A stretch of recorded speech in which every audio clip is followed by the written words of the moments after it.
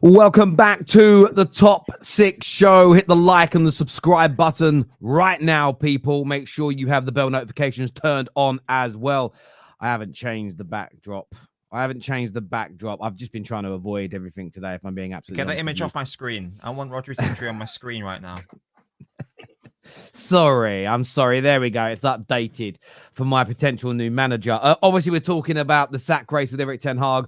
We're talking about the rumours of Inzaghi coming in, reviewing the weekend's game, including Man United's embarrassment, Manchester City throwing away another lead in the Premier League, Chelsea and Arsenal absolutely delivering, and Spurs, showing that the likes of Henry that ranted and cried and screamed for his manager to be sacked were absolutely wrong if you look at recent form. So we won't be letting that one slide either. Brilliant panel for you as well.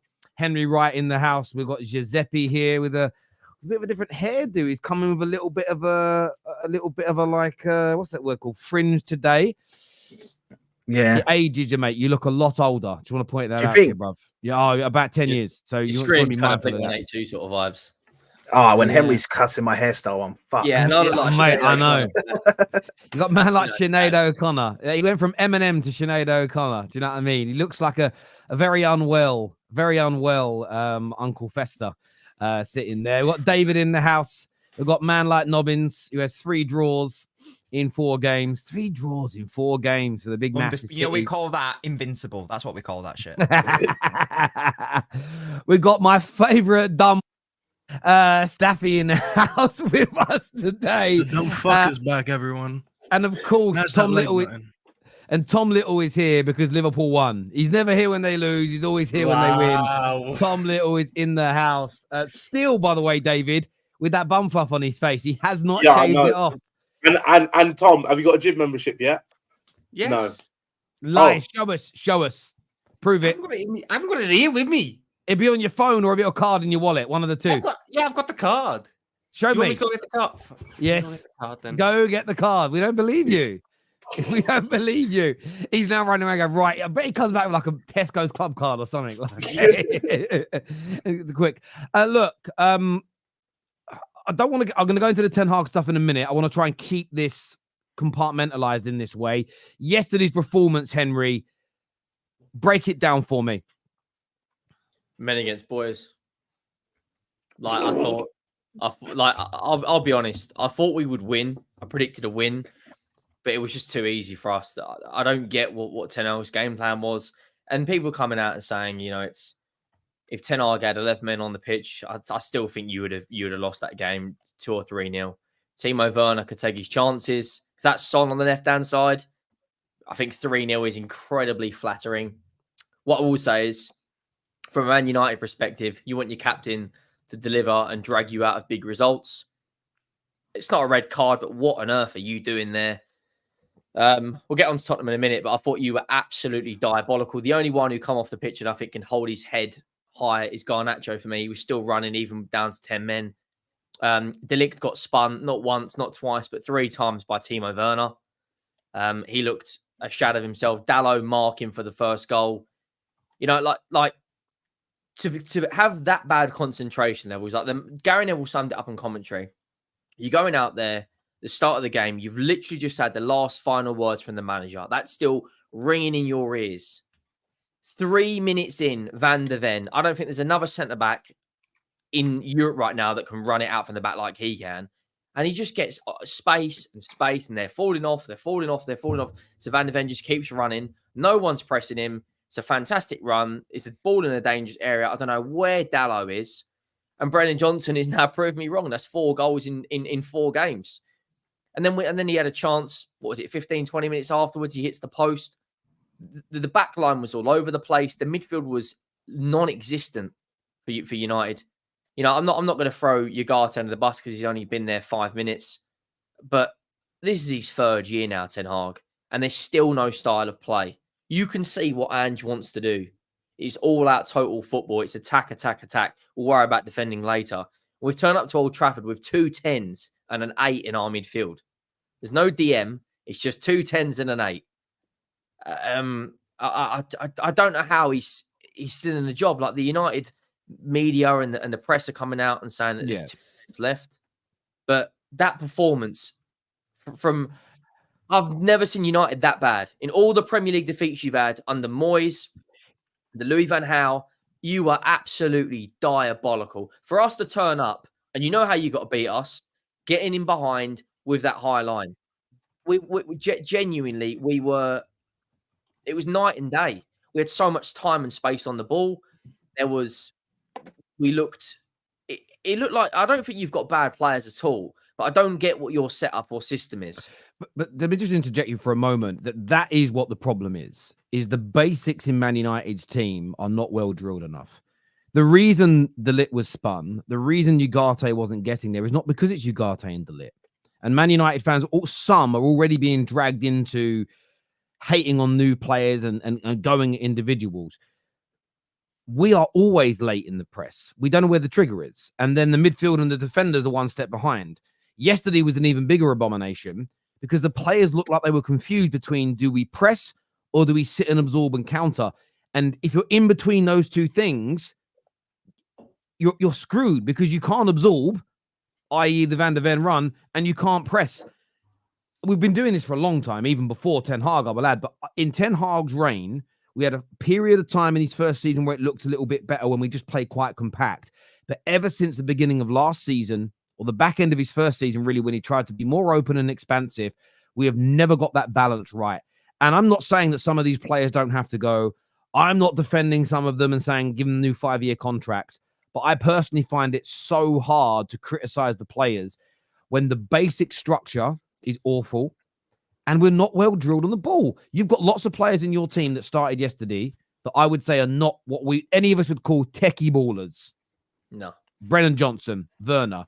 But compared to our players, their first touch, their basic passing and moving is of a higher standard. And by the way, that happens when we play the relegation teams over the last 2 seasons. It happens when we play FC20. None of you would sign a single player in FC20 squad over a Man United player. If you had to choose between the 2 squads, you're picking all of ours over theirs. But they look more comfortable on the ball. That for me is training, and that is how we are drilled. And before we get on to almost nitpicking and saying, you know what, this defender ain't good enough, this striker isn't good enough, let's have some shape. The one game in the last few where we've had good shape, where we've been hard to break down, where we've been regimented, was the Palace game. Barring our finishing, it really was a 3-4-5-1 game. And the bit that annoys me the most is that how we have not taken that into the FC20 and the Spurs game is beyond me. So for all the analysis, for all the players that we want to throw under buses, and I'm plagiarizing a little bit from Staffy here, but I think we share this view. The lack of basics in this team is absolutely ridiculous. Do you know what we're like? You know that, I don't know if I had this. Did any of you grow up with a lad who wasn't old enough to drive but could drive and sometimes joy rode a little bit? Did anyone have any friends that did that? They know how to drive, but they would still fail a driving test because they don't do the basics right, but they can drive a car. That's Man United. We can joyride, and every now and then we get to our destination safely, but there's always the risk of an absolutely colossal accident happening because the basics are not there in what we do. And it's just it was painful to watch. And I do agree with you. We've been battered by a number of the top 6 sides under Ten Hag, but yesterday's, because it was Tottenham and who Tottenham are and where you sit in the pyramid of that, it was the worst and most painful. Worse for me than conceding 6 and 7 goals to Liverpool's and City's. They're world-class teams. Timo Werner was twining us up, as you said. And I'm not trying to dig you guys out. You guys, 2 games ago, were talking about sacking your manager, and you absolutely bodied us. It's a funny whole game, isn't it? No, it's mad. And that's my point. If Spurs right now were considered title contenders, I'd be less embarrassed. I'm not even trying to be horrible to Tottenham. I'm looking at it from my perspective. This isn't an Arsenal. This isn't a City. This isn't, Chelsea this season, who everyone's like, wow, look how good that. This is a team that this was called the sack race, El Sackico 2.0, and we didn't lay a fucking glove. The embarrassment levels are crazy. That's the worst part. Other than the Casemiro volley, which was narrowly wide of the post, and Garnacho's volley, Vicario didn't have to make a save. And this is a defense that individually are good players, but in the system we play, can be caught out, and we've seen that time and time and time. Coventry, who rotated 8 players from the Championship side that drew at the weekend, played us, laid more of a punch on us. But there's a picture going around. I don't know if you've seen it on Twitter, where you lost the ball around our defense, and the distance between Kobe Mainu, Bruno Fernandes, and I can't remember who the other midfielder is like it's like 40 yards. So that I don't know what sort of shape that is. But, yeah, but we talk about this every week. How are you surprised? I know you got the. I feel like rivals. They usually I'm not get surprised. I'm just surprised until it's they watch happening. their team play United. You know what I'm saying? Like Yeah. you hear us, but then until you watch a full 90 minutes because we're playing your team, you don't get to deep how bad No. it is. You know what I'm saying? Facts. And I feel like yesterday you deeped how bad it is because this has just been happening since last year. Like no disrespect, but 20 did the same thing to us. You just have a little bit more quality over FC 20. That run that Van de Ven did, it happened to us 4 days ago. And that's why you're laughing, Tom, but it's actually the definition of insanity, you know, because the same thing happens over and over again and we expect a different result. If the FC 20 player could do it, then of course I expect Van de Ven to do it. He just executed it better because he's a better quality player. But there was even I tweeted this. There was another chance that Timo Werner got, and instead of squaring it to, I think it was Brennan Johnson, he took a shot and Onana saved it. And I saw the whole build up real quick from Spurs. The transition from the back line to the front line. They showed where the front line was pressing. And then once that front line got beat, they ran at the defense. And you just look at the margins and the distance between where the high press is and where the back line is sitting. Usually, if you're going to press high, that back line needs to squeeze up with you because if that front line gets beat, you need the defender to be right there. Not only did it happen with the goal, it happened in that one too. And if it wasn't for Onana, it would have been 2 goals with the same idea, which is just someone running through our defense. Whether it's someone carrying the ball or whether it's just one long pass, it is so easy to bypass this Man United midfield.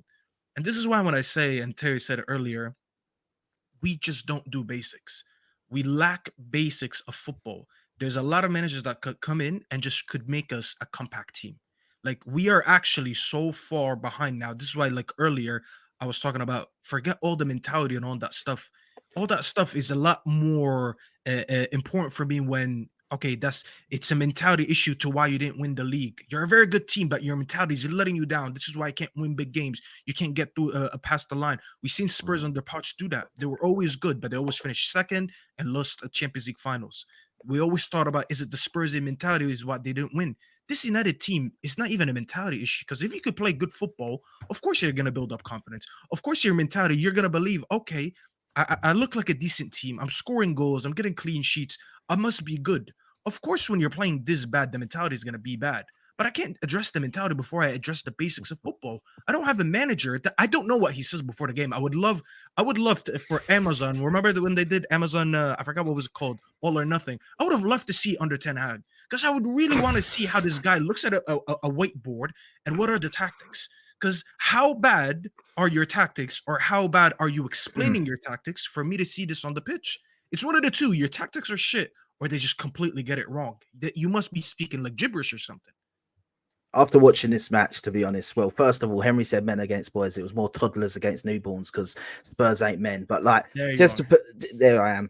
But this one, when I watched the game, because I watched the whole game, I was thinking diabolical. And I put it mostly on the manager on this one because people laughed and people were trying to get onto Arsenal when we went 10 men against City. And we sat back and we defended for our lives and we got away with the draw.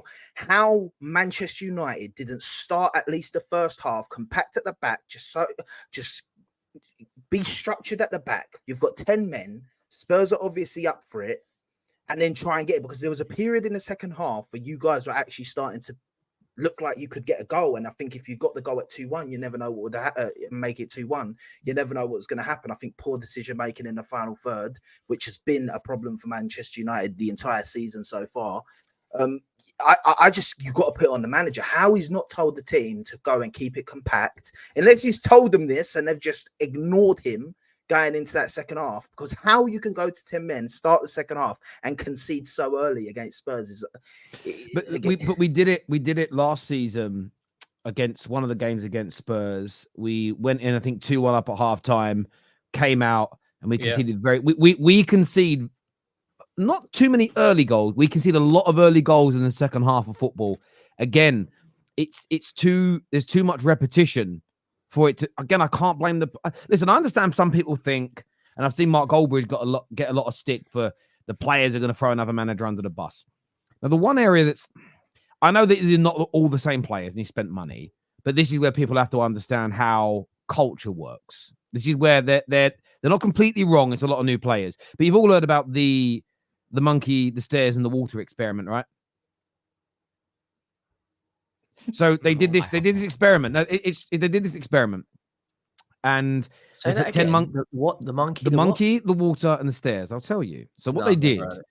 is they put 10 monkeys in a cage, and every time any of the monkeys went up a particular flight of stairs in this big enclosure, they all got sprayed with water. So what happened very quickly? Anytime a monkey went near these particular stairs, the other monkeys dragged them down, so don't go near the stairs. What they did once every conditioning. Yeah, conditioning. So what then happened every couple of weeks is they'd change a monkey out. And when that new monkey went near those stairs, they'd all stop him and kind of beat him up a bit and don't do it. Eventually, there was not a single monkey left in the enclosure that had ever been sprayed with water, but they still wouldn't let anybody go up the stairs. So they've done these tests before.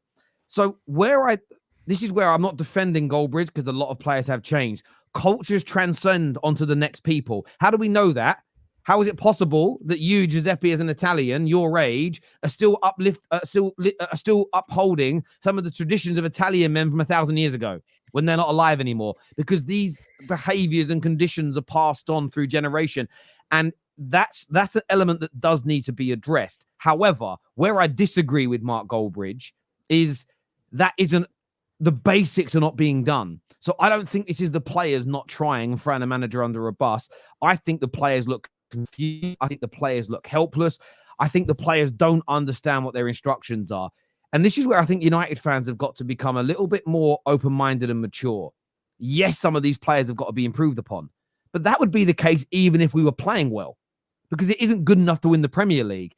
I think two things can be right at the same time. Some of these players still need to go, but this manager simply isn't good enough, and we are never going to become consistent enough with him. I don't still understand why our fans are warring over this when there's multiple issues that need to be addressed, but we knew we were never going to have a complete squad year one into the Ineos rebuild.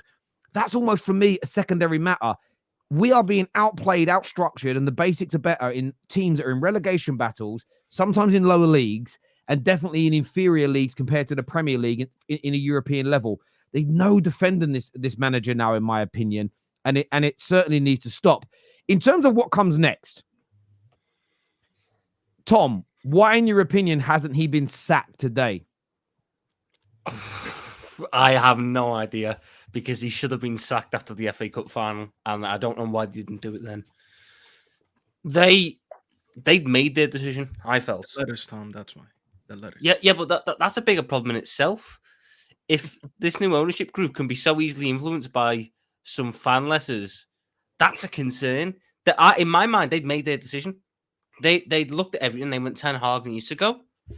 An FA Cup. United aren't a small enough club where an FA Cup is that big. One FA Cup should not be enough to keep a manager's job. I know that doesn't work at United because Van Gaal lost his job for the same thing. So why does Ten Hag get a pass? Because Van Gaal was better than Ten Hag in the league. Manchester United's success is not judged by FA Cups and League Cups. It's judged by what they do in the Premier League and what they do in the Champions League, because they are an elite club. In the Premier League, he finished 8th.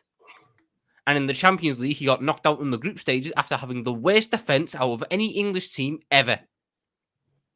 That's enough to get a manager sacked, let alone going into a new season, bringing in all these new assistants. Because one thing I will say, when a manager gets rid of his entire backroom staff and brings in an entirely new set, I don't think that's good. I think that when has that ever worked? Getting rid of an entire set of backroom staff to bring in another set, it doesn't work. Everything just looked flawed from the get-go. It looked like Ineos were building this perfect thing without Ten Hag and just forgot to get rid of Ten Hag. And he was still learning. He went, oh, well, what do we do now? The fact he's not gone today is shocking. The fact he's going to get another 2 games is even worse, because what's going to happen? Nothing's going to change. Nothing is going to change. Everything we've seen this season from United have not looked dominant this season. United have looked like a team that are caught between ideas. The defence is a defence that wants to play out from the back. And yet the midfield and attack want to play on the counter and don't want the ball. They want to go up the pitch as quick as possible, whilst the defence and the goalkeeper want time on the ball to build out from the back. Their team is split in half in ideology. Facts. That comes from the manager.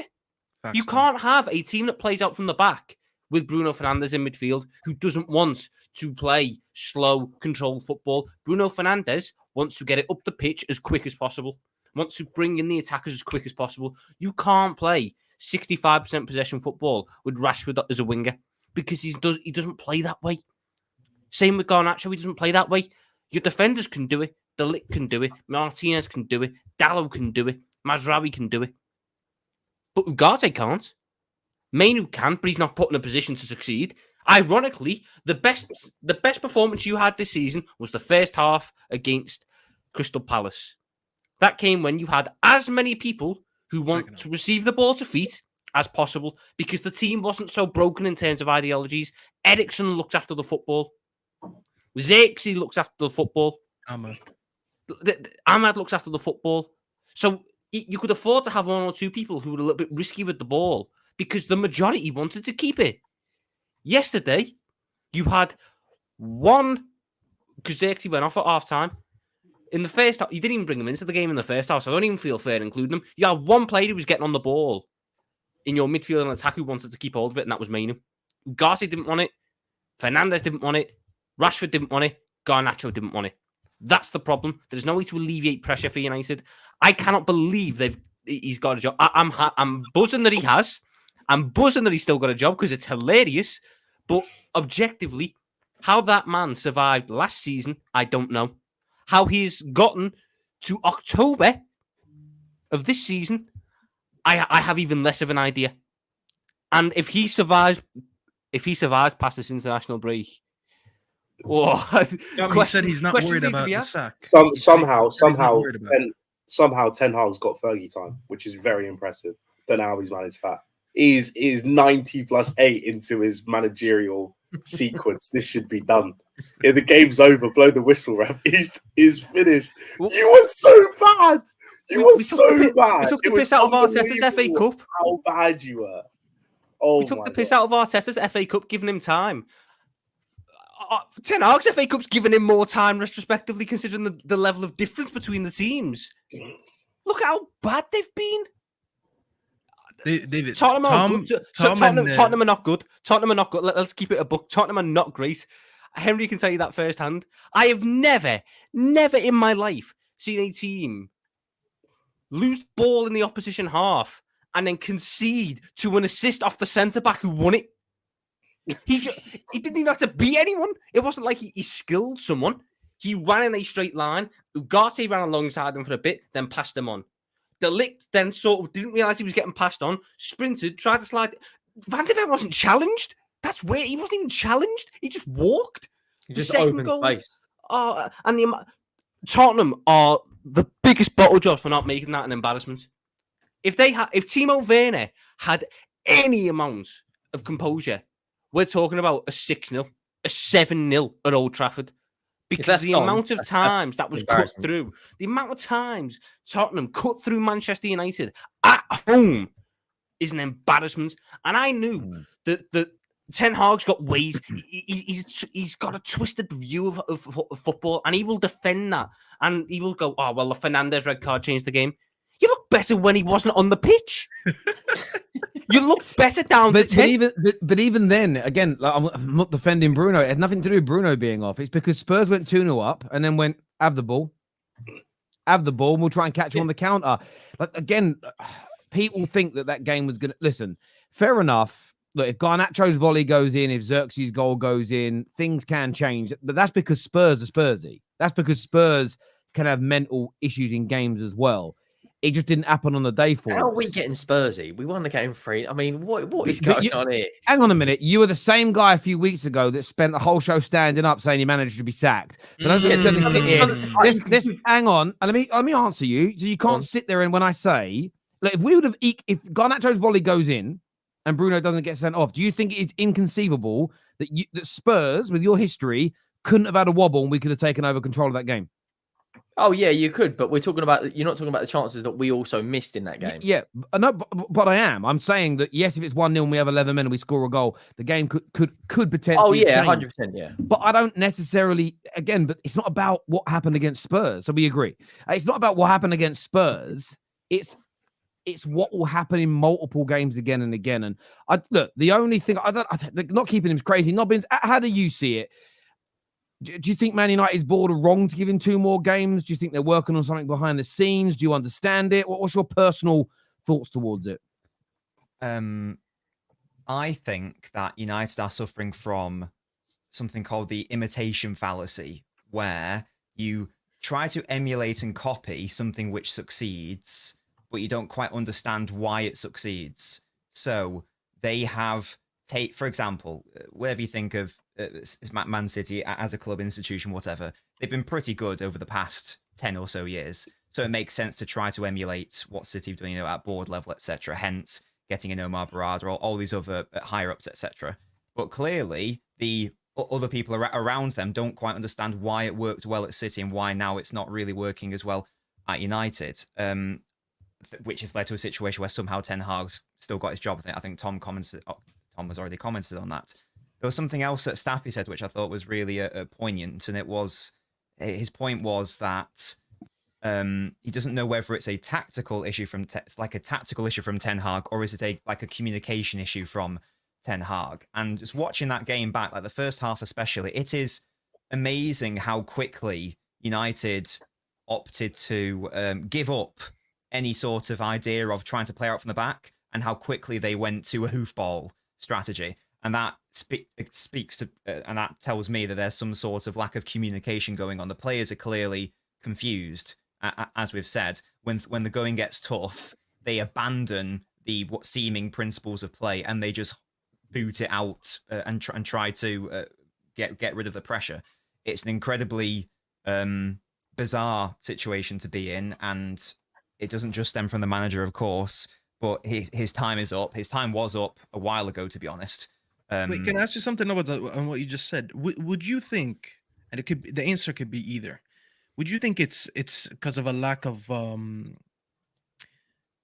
explaining? So let's say you just said they give up on the ideology. They say, oh, we can't play from the back, let's just boot it forward. Is it because it's what he's asking them is not actually feasible? Like you can't actually do it. Ten Hag's ball, by the way, Ten Hag ball for 3 years has just been an idea. It was never tangible. Yes. You cannot show me one game, point at it and say, this is Ten Hag ball. No, it's just all fiction. So is it that? Or is it you think like, you know what, we can't do it. We don't know if we could do what you're trying to ask us. What Ten Hag is asking his players to do is impossible, given the context of the players he is asking. If he had like Declan Rice in the midfield and all these other space eater type profiles in midfield, then maybe it's a conversation worth having and maybe it can happen.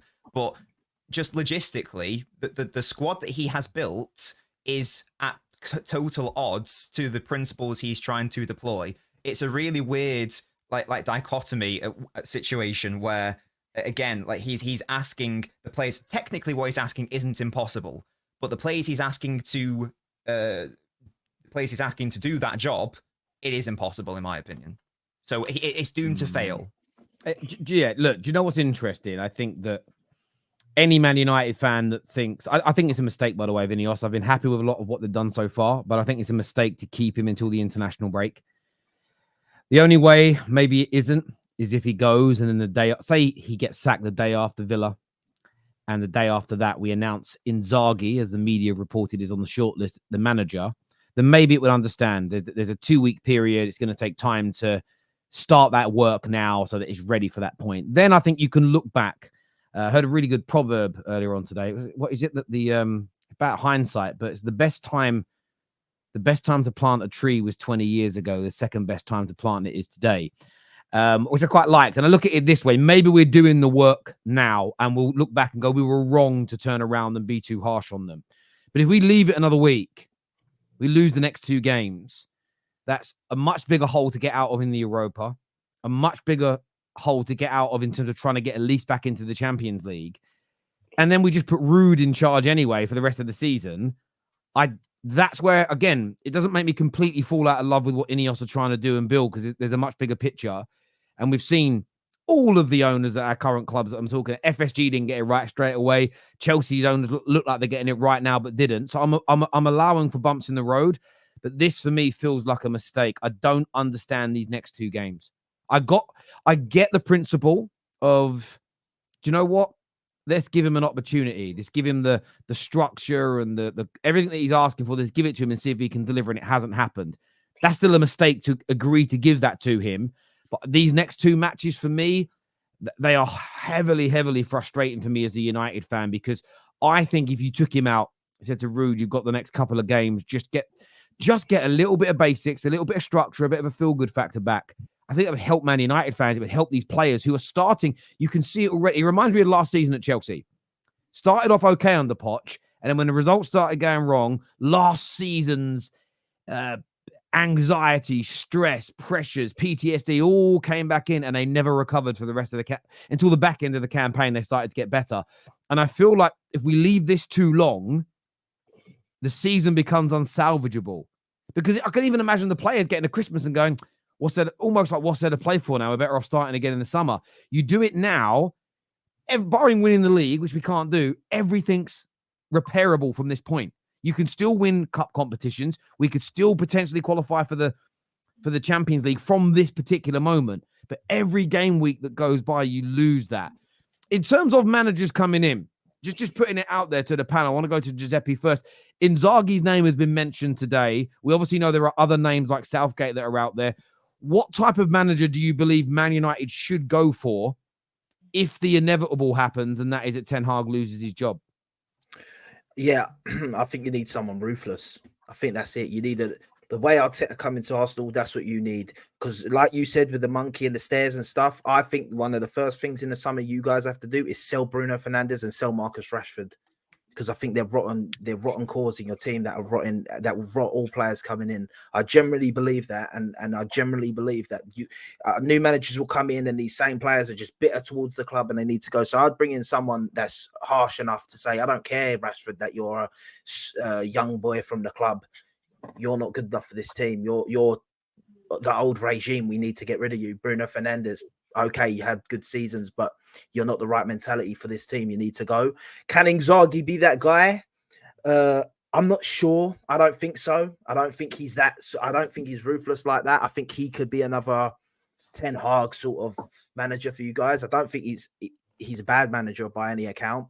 I don't know if Man United's the right job for him. I would personally, if it was me, I would give Van Nistelrooy the season. I'd sack him today and tell Van Nistelrooy, you have the season, because I think Van Nistelrooy is probably good enough to actually be a Manchester United manager for the long term. I know people will be scared of that with the Ole stuff and all that and the way that happened, but I think Van Nistelrooy is a bit different, and I think he would be ruthless, definitely from a guy that's been at Man United from the years of success, and probably sitting on the bench watching this thinking, what is this club become, man? What does that say about Ineos though? Giuseppe, sorry to interrupt, but what does that say about Ineos? Because they came in February, told us we're aiming to be the best in the bar, to hire the best in class. If you end up keeping this manager, which they did, and then he fails in the first couple months, and then you give the assistant the rest of the season, instead of being ruthless and going for one of the best managers out there, or try whoever's available, or take someone like Inzaghi. Listen, Inzaghi is one of the best in the world. That would send statements to all United fans that we were not lying when we're saying we're trying to recruit the best in class. The best in class is Pep, but we're not getting Pep. So like, you also have to be a little bit reasonable what you're saying, but the best available. So if they go and get Tuchel as an example, or Javi, they're going to be, well, that's the best that's available. Or we were ruthless enough and went and paid money and got someone out of a smaller contract. I don't know how much he gets paid in Inter, but I don't think he gets paid as much as he would get in the Premier League. You know what I'm saying? giving it to Rude, I wouldn't mind him as an interim until you get a manager. But to give him the season from September or October, technically, because we're about to be in October, I don't think. I think it's way too early for you to write off the season. Be like, oh yeah, let's just give it to the assistant manager. Yeah, no, I hear that 100%. But I don't know. Maybe it's because in my head, I've always looked at him being the assistant as I felt that they want to give him the job further on anyway. I think that's the only reason he went and was an assistant, because he turned down managerial jobs this summer. He won the league, turned down managerial jobs, and went to be a second. I think he enjoys being an assistant. I'm not gonna lie to you. But you could look at it your way. I don't disagree, but I think he might just enjoy being an assistant at a big club. Maybe, and it's Man United. So, but I just think under Ten Hag, it ain't like going under a Pep, and you could be like, I could see why he goes second under Pep.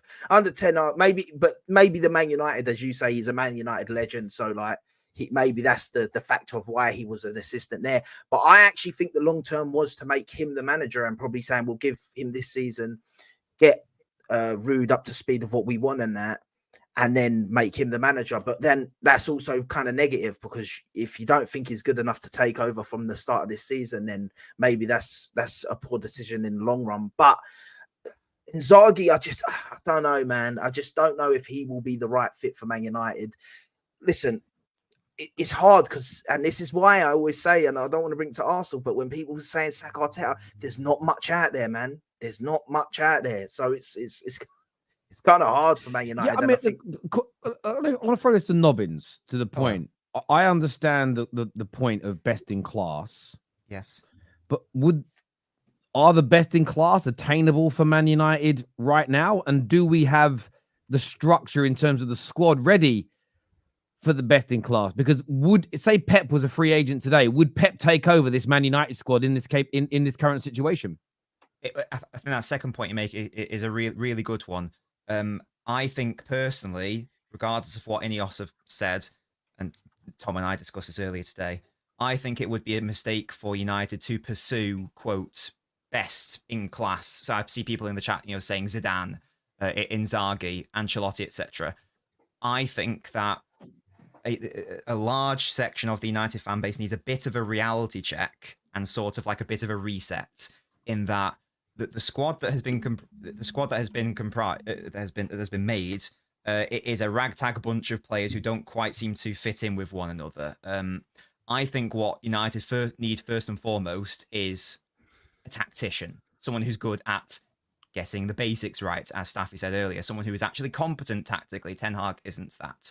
Tuchel is a good name. I actually think, I'm being serious here, I think Thomas Frank would be a really, really good shout for United. Now, is it a sexy name? No, obviously not. But I think there has to be an acceptance that just going for a massive name like Zidane, like Inzaghi, is not the way to go about it. What United need, again, is a reality check. It's all well and good saying this is Man United, this is Man United. You haven't won a league title in over a decade. There's got to be an understanding that it's what Ineos have done, come in and they've tried to play on fast modes. They've gone right, and now we need to be competing now immediately. I personally don't think that's the right long-term strategy. But they haven't said that's some fact. That isn't what they've said. I mean, they are targeting, and this got again Standard FC attacked Barra the other day, but he's right.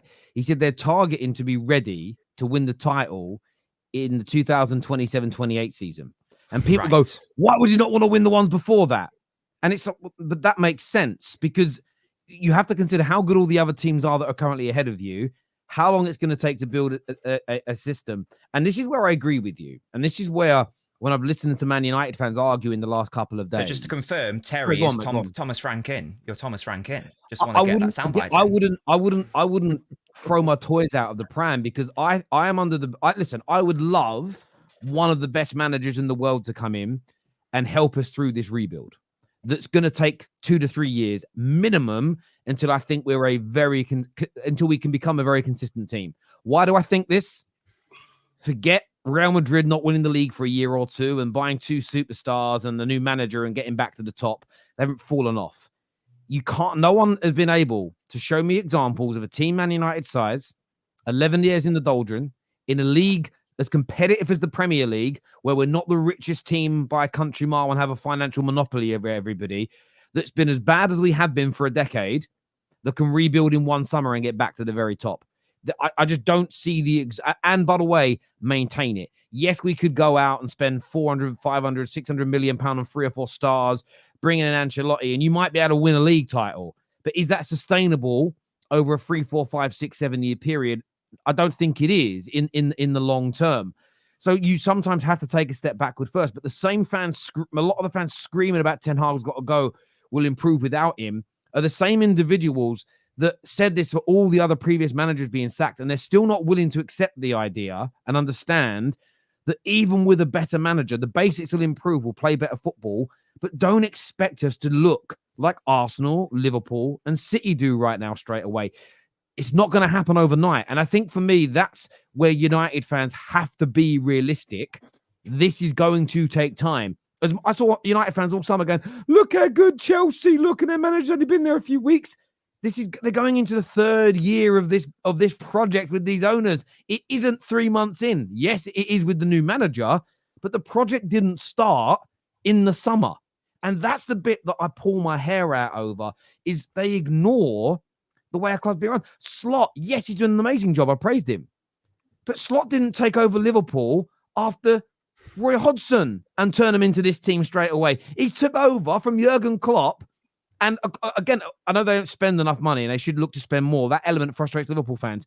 But it's well run. The culture's been good there for the best part of a decade. I'm not surprised he's doing well. When Pep leaves, you'll hire a competent head coach and you will maintain a very high level because it's going to be relatively seamless. You won't be as good because Pep's an anomaly because of how good he is. Man United fans frustrate me because we've done this for 11 years and I feel like we're doing it again. Sell Bruno and Rashford. Bring in Inzaghi.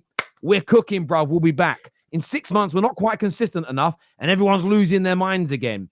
It's crazy. It's going to take years. Anyone that doesn't think it will, you've got to cite me the multiple examples that mirror Man United where it's been fixed in months, weeks. Show me. It doesn't exist. It's so annoying to hear this same conversation, not between you lot, externally, for 11 years. And every time a manager's sacked, anyone who backs them's told you were wrong. Those same people that backed it 6 months later, get this manager out. Well, you were wrong as well because none of us are focusing. And I've seen the United fans in the last few days kicking off at each other, and I understand there's heat. I want to see this energy towards the owners the way we're run. That's where the energy should be. At the end of the day, if Staffy gets a prediction wrong about a player that he thinks is a good buy, Staffy hasn't damaged the club with a prediction as a fan. Since when did that become a thing? Do you know what I mean? It's crazy. It doesn't make sense to me personally. I think we're focusing so much on the wrong things as fans, and when we just don't. It's not that we don't understand football. I think we understand the basics of playing on the pitch as fans. A lot of us have played it. I think we understand the game. People are just underestimating how much work goes into making a top club be run and how long it takes to get that machine operating correctly. Pep would not have won what he has done in the last 8 years if he took over from Mark Hughes in the summer of 2009. In the same 8-year period from 2009 until 2016, I don't think he would have won the same volume of trophies he's done in the last period because the structure and the squad and the scouting, nothing was built. He came into an amazing club and just helped take it to another level. It's just sad for me that that's the one thing I worry about. I don't know if we've got the fan base anymore to understand how long this is going to take and the fact that we may not be able to go out and get the best in class straight away. So I think you're spot on, Nobbins. Sorry to rant and take over a bit there, but I'm just genuinely worried about this circumstance. It takes longer because you're going up against teams that have been settled and well structured and are better than you and are still going to keep improving as transfer windows happen. That's going to take even longer as well. Certain football fans, when they hear rebuild, think the rest of the football world stands still for 3 years whilst you make your transfers, and all of a sudden you've got a brilliant team. No, do you think Arsenal are going to sit there next summer and go, well, let's let United get a window under the belt. Let's see how they do. Let's see if they're improving a little bit. No, Liverpool aren't. City aren't. They're going to be adding pieces to their squads. Rebuilds take time. Rebuilds are to get to the point where United fans seem to want to be within 3 years, you need a perfect storm. You need a lot of things out of your control to go right at the same time. And I think football is becoming so micromanaged now at so many top clubs that the opportunities for that to happen aren't happening as often, aren't being as frequent. United need to focus on rebuilding to be that fourth club again. Because that's the only spot that's really available at the minute. That fourth club in the top four. United can't be, United fans, United ownership, United whatever, they can't be sitting there going, well, we'll have a league title by 2028. You might not even be in the Champions League by 2026. You can't win league titles in 28 if you're not in the Champions League in 26. Do you know what, though? But what I would say is this. Like, I'm still backing Ineos to get this right. I still think they can, again, but this is where the standards have to be contextual based. Maybe by that season of 2027, 2028, we're a really good team. But if there are two or three other teams that are just slightly better than us, but we're up there competing, I think most fans can handle that.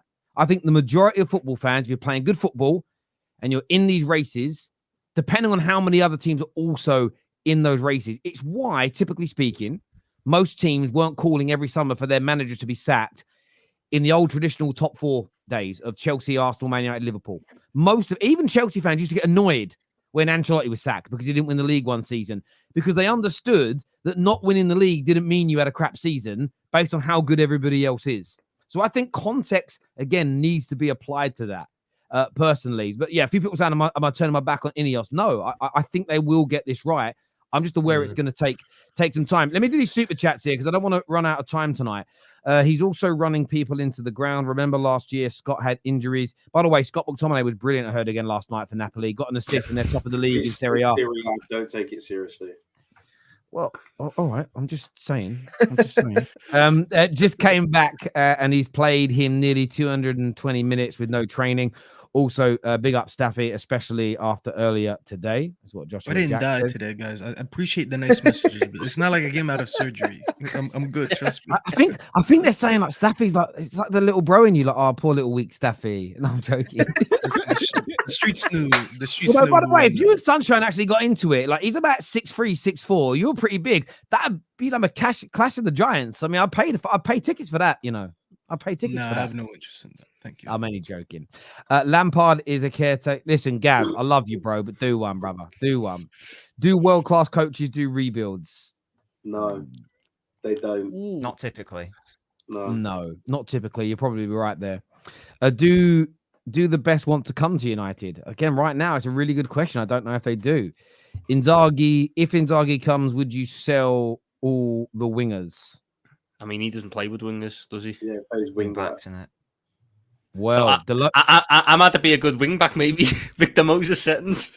But this is also part of the thinking. It needs to be someone that, again, I think that's why I think, this is, I'm not saying I would advocate for Southgate. I'm so glad Nobbins didn't say him, but that's why someone like a Frank to help build the squad to how we want it. And then that top manager who comes in, it might be the way forward, but we'll see. Sorry, just on Frank, he is. People say in the chat you're trolling. Genuinely, he's one of the best tacticians in the Premier League. So let's give him his genuine respect. He's one of the best managers in the league. Who works with a budget as well. To say Frank over Thomas Tuchel, I think is wild. By the way, but I didn't say that. For me, if I was United, Tuchel should be number one. I think that was what they need 2 or 3 years down the line. Like the link with Inzaghi is not taking that United job. Is Tuchel a guy who, in his 3 years before he inevitably blows up at everyone, can build United's foundations into a spot where they want to be? Or is it better to have the 2 to 3 years where he's going to be really good, but then blow it up at the end when you're at a point where you can win? He's the manager you bring in 2027. He's not. He's got 3 years left on his deal. He's been managing Italy since 2012 or something with Lazio for their youth structure. This year, he's up against Juve and Conte and AC Milan. You're looking at like 35 million euro, 40 million euro to get him out of that deal. It's not happening. I say break the bank and get Alonso now. Break the bank. Break the hearts of okay, but if you're Xabi Alonso, you just won a league title. You're going up against Company now, who look really good. I mean, it's not career suicide because he's so young, but like you said, are the United fans going to sit and be patient with Xabi Alonso, knowing that it's probably going to get worse before it gets better? Yeah, I mean, one thing that's been proved. I mean, maybe not. Again, the football's got whoever comes in. It's just they've got to get results and play nice football. It's always going to help. Hey Terry, on another subject, how do I reach you? You can reach me you can DM me on Twitter or Instagram, my friend, or the email addresses are all over our websites, our web pages. So yeah, go and check that out, mate. Remember my chat saying United fan base besides Staffy were in the Matrix after the Palace game, that you were on a roundabout. That is what I meant. I escaped the Matrix.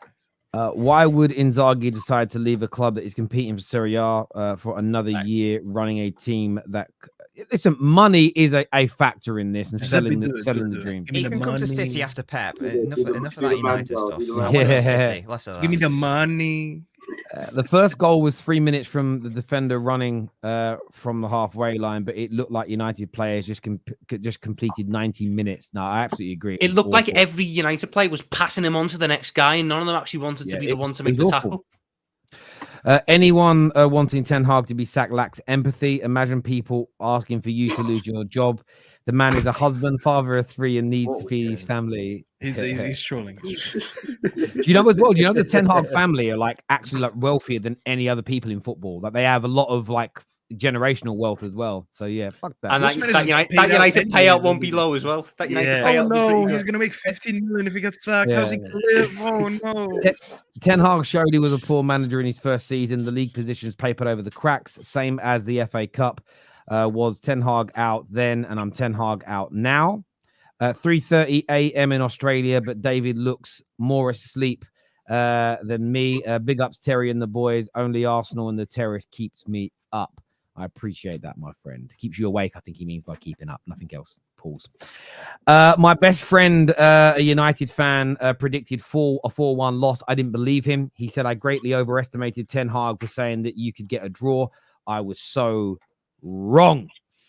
Another big result this weekend involved Chelsea. They had a bit of adversity, David, but you came back. Cole Palmer, I still think Pep Guardiola and City selling him should be classed as a hate crime. It's crazy. He is, in my opinion, he's the best, not just the best player in the Premier League right now. I think Cole Palmer is the best player in the world football at this particular moment. Ability, consistency, output, doing it in the hardest league in the world. Chelsea, though, I'm going to go to the rivals first. And who am I going to go to first? This one, Tom. Have Chelsea turned a corner now? Are we looking at a very dangerous Chelsea side, in your opinion? Yeah, I think they've been very good this season. Very, very good. I think the Brighton game, you saw Cole Palmer's brilliance. You also saw a Brighton team that played into Chelsea's hands, which I will get onto in a minute, but take nothing away from Chelsea because they had to take the opportunities that were presented to them and did. And they've shown this season a bit more of an underbelly than I thought they had last year and a bit more grit about them. I do still think that there's a couple of problems in that squad and that's going to happen.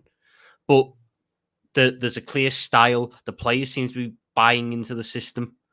The attack looks really strong. The midfield, you're actually starting to get working solid performances out of Caicedo and Fernandes, which was something that was a struggle last season for them two as a partnership.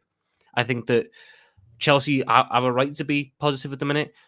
On Brighton, I have a deep-rooted hatred for teams that try and play out the back when they don't have the players to. Let alone a team trying to play a high line and play out from the back when their players are neither quick nor have the ability. And the same can be said about Robert Sanchez at Chelsea. But on that game on Saturday, I'd say at least 4 of the goals out of the 6 that were scored for both teams were preventable and were stupid mistakes made by players who are not at the level that these teams want in order to reach their aspirations. Adam Webster and Lewis Dunk as a centre-back partnership in a high line. I don't know why you're trying to play a high line against Chelsea anyway. Palmer's one of the best passers in the league, and they've got Madueke and Jackson, who are 2 of the quickest players in the league. So you're putting Lewis Dunk on a high line against them and expecting, success. You're expecting to catch them out. Chelsea were having so much fun against that high line. It was unreal. It's a difference to the one they had last year when they couldn't break down high lines. This time they would have all the joy in the world. Palmer could have had 6.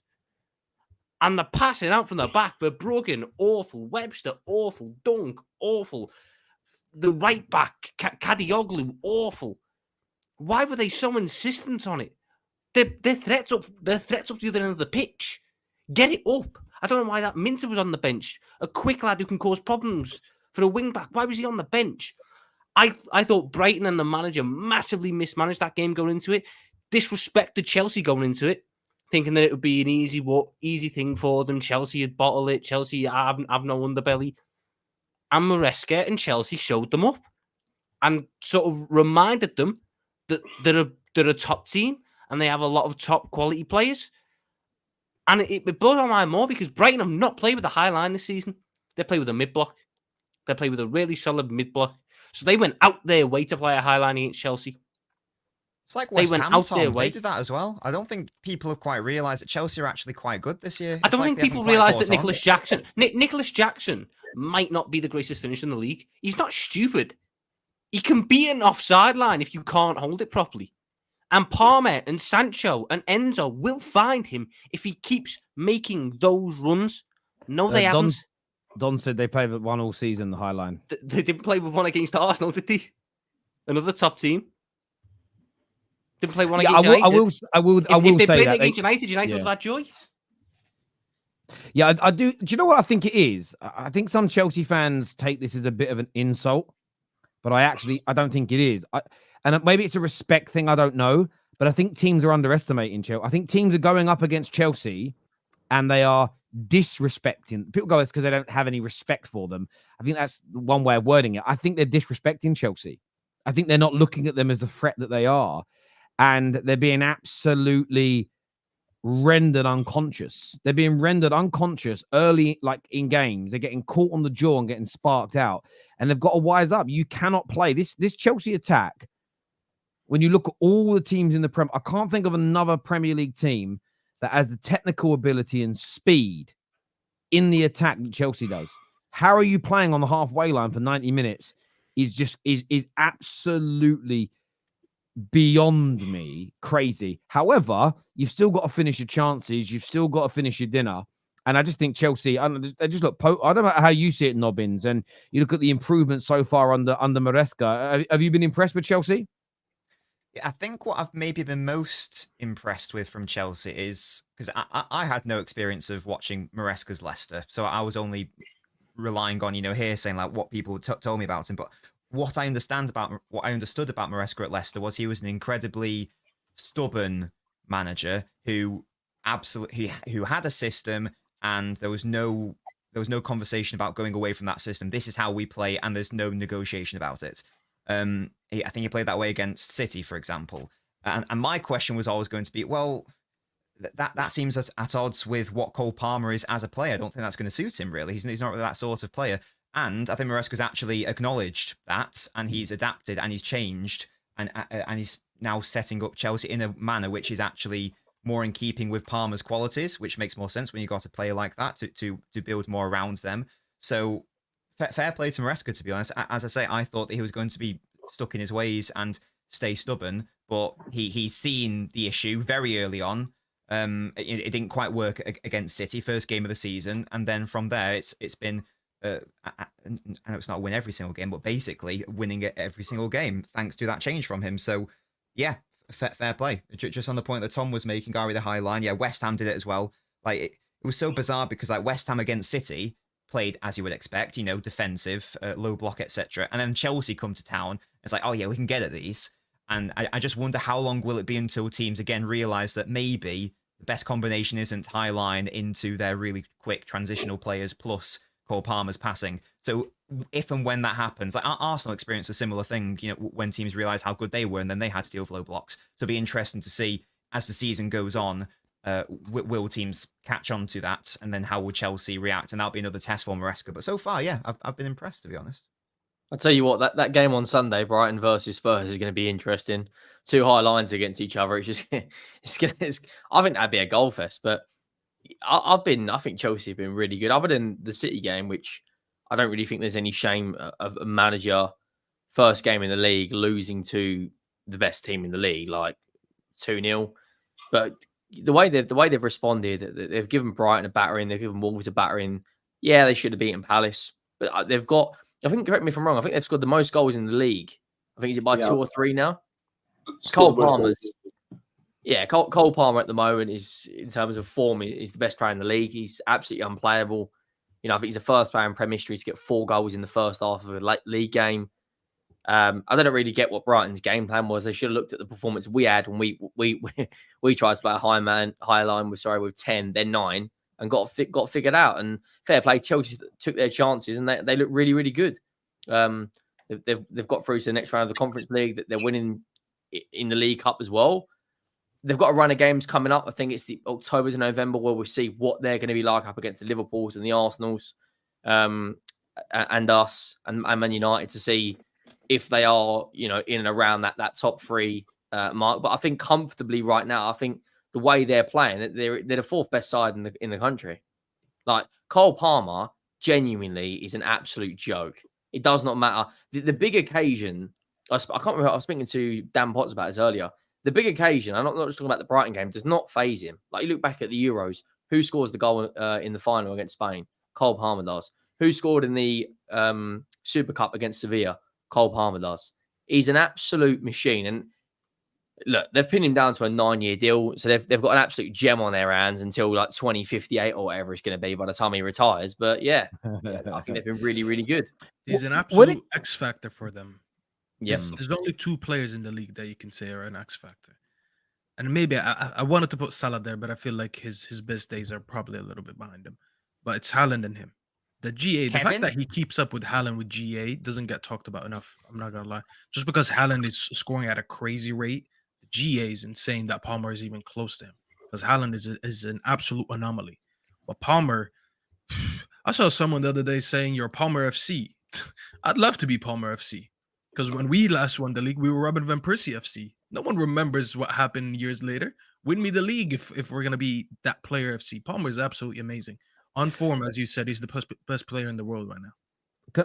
I want to ask Giuseppe this question. Do you think Man City are going to regret backing Foden and getting rid of Cole Palmer? Because for me right now, one of them is, and that's Cole Palmer, is absolutely clear of Foden, especially when it comes to that X factor, the goals. I mean, Pep's not even starting him.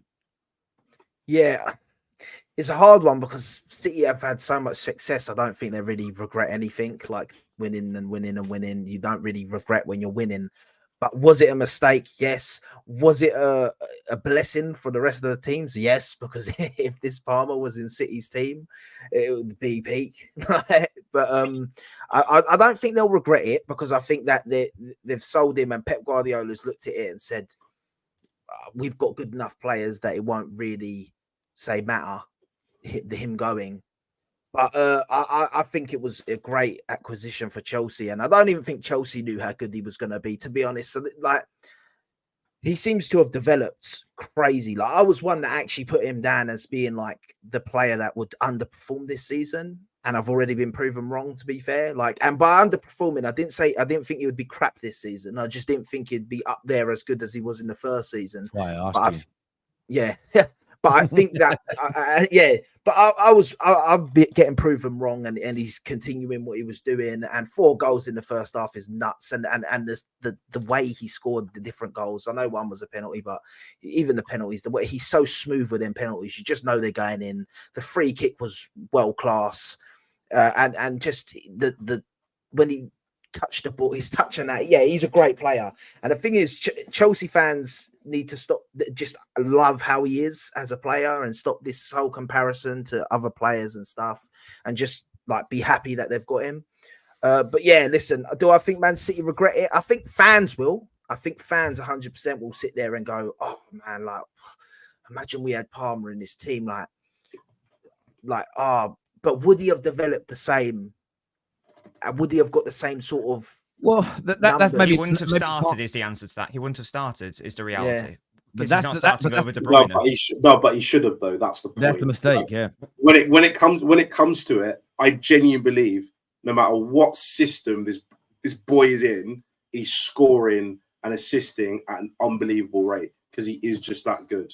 Whereas Foden has proven in numerous situations he needs that system This to be is working. Foden, who was Player of the Year last season, correct? And I don't think, but the thing is, last year I said he shouldn't have been Player of the Year. I thought Palmer was better than him. But why would they? Why would they thought play Palmer was Palmer? better than Foden last year, and I think he's better than him now, and that hasn't changed. David, That's- you worry that's that you can't keep crazy. hold of him? Are you going to worry that you can't keep hold of him? No, because you know the thing is, if we can't keep We hold got of him, 9 years. give me He's not going 300 nowhere. mil. Give me. You're gonna have to buy him out of this contract, bro. It's not. This is the thing that no one wanted to talk about when we were giving people 7, 8 year contracts. If the player plays well and you want to buy them, you're gonna have to give me proper money. Give me 300 mil tomorrow, and you can have him. But apart from that, he ain't I mean, going you could nowhere. argue he's on the length of his contract. You could argue he's almost worth that if you look at the normal length of contract and the Yeah. goals. Let me ask you this question, Giuseppe. Magic wand I've got here now. This pen is a magic wand, right? Harry Potter. I know. Big up McGonagall. I can wave this wand and it will happen. Would you swap Cole Palmer for Martin Odegaard? I personally wouldn't. And I don't know, that might be me being my Arsenal bias. I think they're different players. And I think the way we play and the team we've built, Martin Odegaard fits us better. I don't think we need that the Palmer sort of player in our team. I think Chelsea, the way they play, he suits them more. Like I think if you ask Chelsea the exact same question, they do the exact same thing. They don't swap the player. But I think for us, Odegaard, the way he controls the game and passes it around, I think is better for us. But I thought you were going to say Saka, to be honest. I thought that was No, I'm going to go with the But- position that Palmer's now Yeah. playing in. I asked that same question to Nobbins. Right. So you can, Cole Palmer comes back to Man City, but it means Yes. KDB and Foden leave. Would you do the swap? Would I get rid of the best midfielder in the world in Kevin De Bruyne? Is that the question? Sorry. Who's at the end of his career, and Palmer's got the rest of another 10 years ahead of him. That's fine. At 33 years old, he's still the best midfielder in the world. It's De Bruyne all day, of course. You wouldn't swap De Bruyne right now for Cole Palmer in your squad. No, because De Bruyne's the best midfielder in the world. This is what I was saying a second I'd ago. have Cole Palmer. Like, Man- If Man- they want I'm to sure pass you them, I'll have Hey, him. ask me. I'll have him. I'm Ask me sure Cole you Palmer. would. Why would City at the time where Palmer wasn't that tested? Why would they have played Palmer, who I believe made his debut against Burnley, over at the time Kevin De Bruyne and Foden? Like if he was still at City right now, he would not be getting the game time. It's only because things that's happen the for a reason. sorry. He's moved out and he's been absolutely phenomenal. But That's the mistake, though, isn't it? That is the mistake is that That's he the exact wasn't. same thing we had That he with was, De Bruyne. and I think. Listen, I think Foden's That's the amazing. thing. And if you go back over the years and look at all the Foden versus Saka versus Rashford versus, I've always put Foden top. And part of that is I've always said about the trophies that he's won and been influential in winning. I think that holds so much weight in football. But I've just got, and right now, if you're looking at all those metrics, Foden's been doing it for longer, and he has those trophies that he's been instrumental in winning. But this is about right now, today, you can swap players, thinking about what's coming in the future. I think we know that every Spurs fan would say, yes, you swap him for Maddison in a heartbeat. yeah, I'd swap him for Bruno. And do you know what? Bruno now is awful. I'd even swap him for the Bruno that was scoring and assisting all the goals. The only reason I wanted to keep that guy 2 or 3 years ago is you got to give me those goals and the assists, and he's doing it at an even higher level. I think every single team in the world that plays with a kind of number 10 or second striker, I don't see one who's better than Cole Palmer and has the career ahead of him. I get what you're saying with KDB, but the only 10 genuinely, right how many now- years has them hamstrings got left? the only 10 right now I wouldn't take him over is Jude. No, I'd take Cole Palmer over Jude Bellingham. Yeah, You Over- could when- put when Jude. you're You could play performing- Jude as an 8. Jude's not even Yeah, a 10, though. but- Jude's not even a 10. But he plays 10 for Real Madrid in the system with Tchouaméni or Camavinga. Or when you move to La Liga and you've got that amount of pressure from the Madrid badge and you win the Does he Champions still League, play as the 10, or does he not? Yeah. Play them as an he 8 still now? played the 10 this season. Yeah, And he's the only, scored, the only yeah. wide player I'd take him over Palmer right now is Vinny Jr. That's the company he's in right now. Champions League winners. Like I know people would like Vinny's not had the best of seasons. Wait, not so Lamine far. Yamal? Sorry. You said Vinny, not Lamine Yamal. When you said wide player, I thought he was going to say Yamal. No, I think Vinny's Musiala's another player as well. He's absolutely phenomenal. No, Palmer is ahead of Cole Musiala. Palmer's Overall, better than better. Lamine. No, I'm not having Lamine Yamal. What are we doing? No, entire nation on his back. No. Because I don't think people quite understand. People would be talking about Haaland like which is fair enough. Generational, never been done before. Europe has never seen what he's done. Right? Palmer's matching him. Palmer's matching him since game week 1 of last year, and people act like this is normal. That boy is top 2 and he's not 2. I mean that he's top 2, he's not 2. Because he is so good. He's so good. I don't know where my club would be right now. And all the smoke this season, then. People have so much smoke for my club. I'm sounding like Don right now. I'm sounding like Don right now. David, can I ask you something? The world on your team, you'd better win something and win it quick. David, can I ask you something? With what you've said and how you've started this season and what you're saying about Cole Palmer, technically you should be competing for the league this season. If you're telling me that you because you're talking about it, right? No, hold on. Not done. Do you know why? David, let me just. I'm saying this. Do you know what? None of you. No. The only person who has the right to say we should be competing for the league is that man in the bottom left. He is the only one who backed Chelsea in any way. But the rest of you all sat there and said, "My club is a mess. We don't know what we're doing. We're finishing 7th. We're finishing 8th." Even with Cole Palmer, David, forget what we've said. None of you believe in us. I can't hear. Forget what we've said, David. I'm talking right now. What I'm hearing. No. Because opinions can change, and I'm not saying you should, but I'm just saying from what you're telling us, you're sitting here telling me he's the best player in the world or the league, right now, and you're saying how good you've been playing, You're telling me all this stuff. So by that metric, and you're only a few points off the top right now. You should be competing. I'm not saying winning the league. I don't say you should win the league. You should be competing within 8 points of first for the league. Within the last month of the league, you can win the league. Giuseppe, football's played by 11 people, not one. And it's not a sport where it's not basketball where you have one player and he could just carry you to 50. So you don't think Caicedo's one of the best midfielders in the league? You're not one of them Chelsea fans then? No, I think Caicedo's playing well, but he's it's time. And my biggest worry more than anything is our defense and that goalkeeper that we've got, because that blood he's a mess. Yeah, Sanchez is not that's my biggest worry when it comes to competing. Yeah, as an individual, Cole Palmer right now, I don't think it's crazy to say he's the best player in the league. And genuinely, the way people talked about Chelsea before the start of this season, there's no one. I agree, and I want to jump in about that as well, because a minute ago Staffy said about like one player carrying you. One sec, Don. Like Staffy said about like we were at RVP FC in 2012, 2013. We won. We had a world-class David De Gea in goal. We had Patrice Evra in our team. We had Vidic. We had history. No. Please let me finish. We had Vidic. We had Rio. We had Michael Carrick still at a high level. We had Wayne Rooney in that team. We still had Ryan Giggs, Paul Scholes. So it's overall Chelsea don't have that level of player in my opinion yet. I think they've got players that could develop and get to that point. I think the Cole Palmer conversations about how good he is individually right now and who you would buy and sell. I think all of that, again, I know KDB could be considered the best midfielder in the world, but I think you'd be crazy not to swap him out now for Cole Palmer if it was available, because you could have Palmer for the next 10 years. KDB in 10 years time is not going to be the best. In 5 years time, won't be the best midfielder in the world. He won't be the best midfielder in his house in about 8 years when he's that old. His kids all surpass him. Don's here. Obviously, Don saw Chelsea getting praised, and he had to come on. It's even Rodri who's the best midfielder in the world right now. Like, well, he ain't right now, is he? He's not the best midfielder. Yeah, me and you are better than him right now.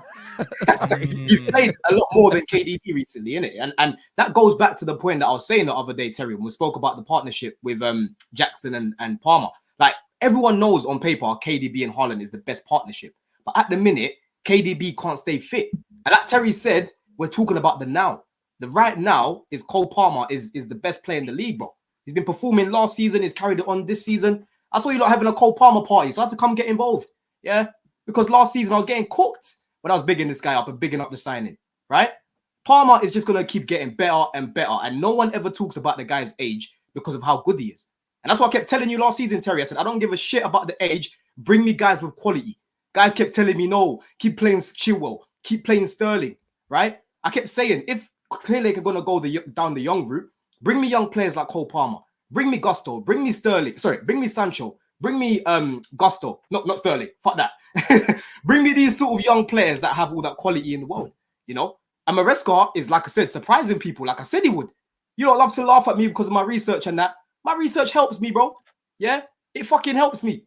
And I could see Maresca cooking with Leicester. And if anything, like Nobbins has said, I'm actually seeing him adapting to different situations, which I wasn't really seeing at Leicester. Yeah? Against Brighton, it wasn't really much about keeping the ball. It was, give the ball to Enzo in the midfield, over the top. Straight to Palmer, over the top. Against West Ham, we battered them and we just sat off of them and said, come break us down then. Yeah?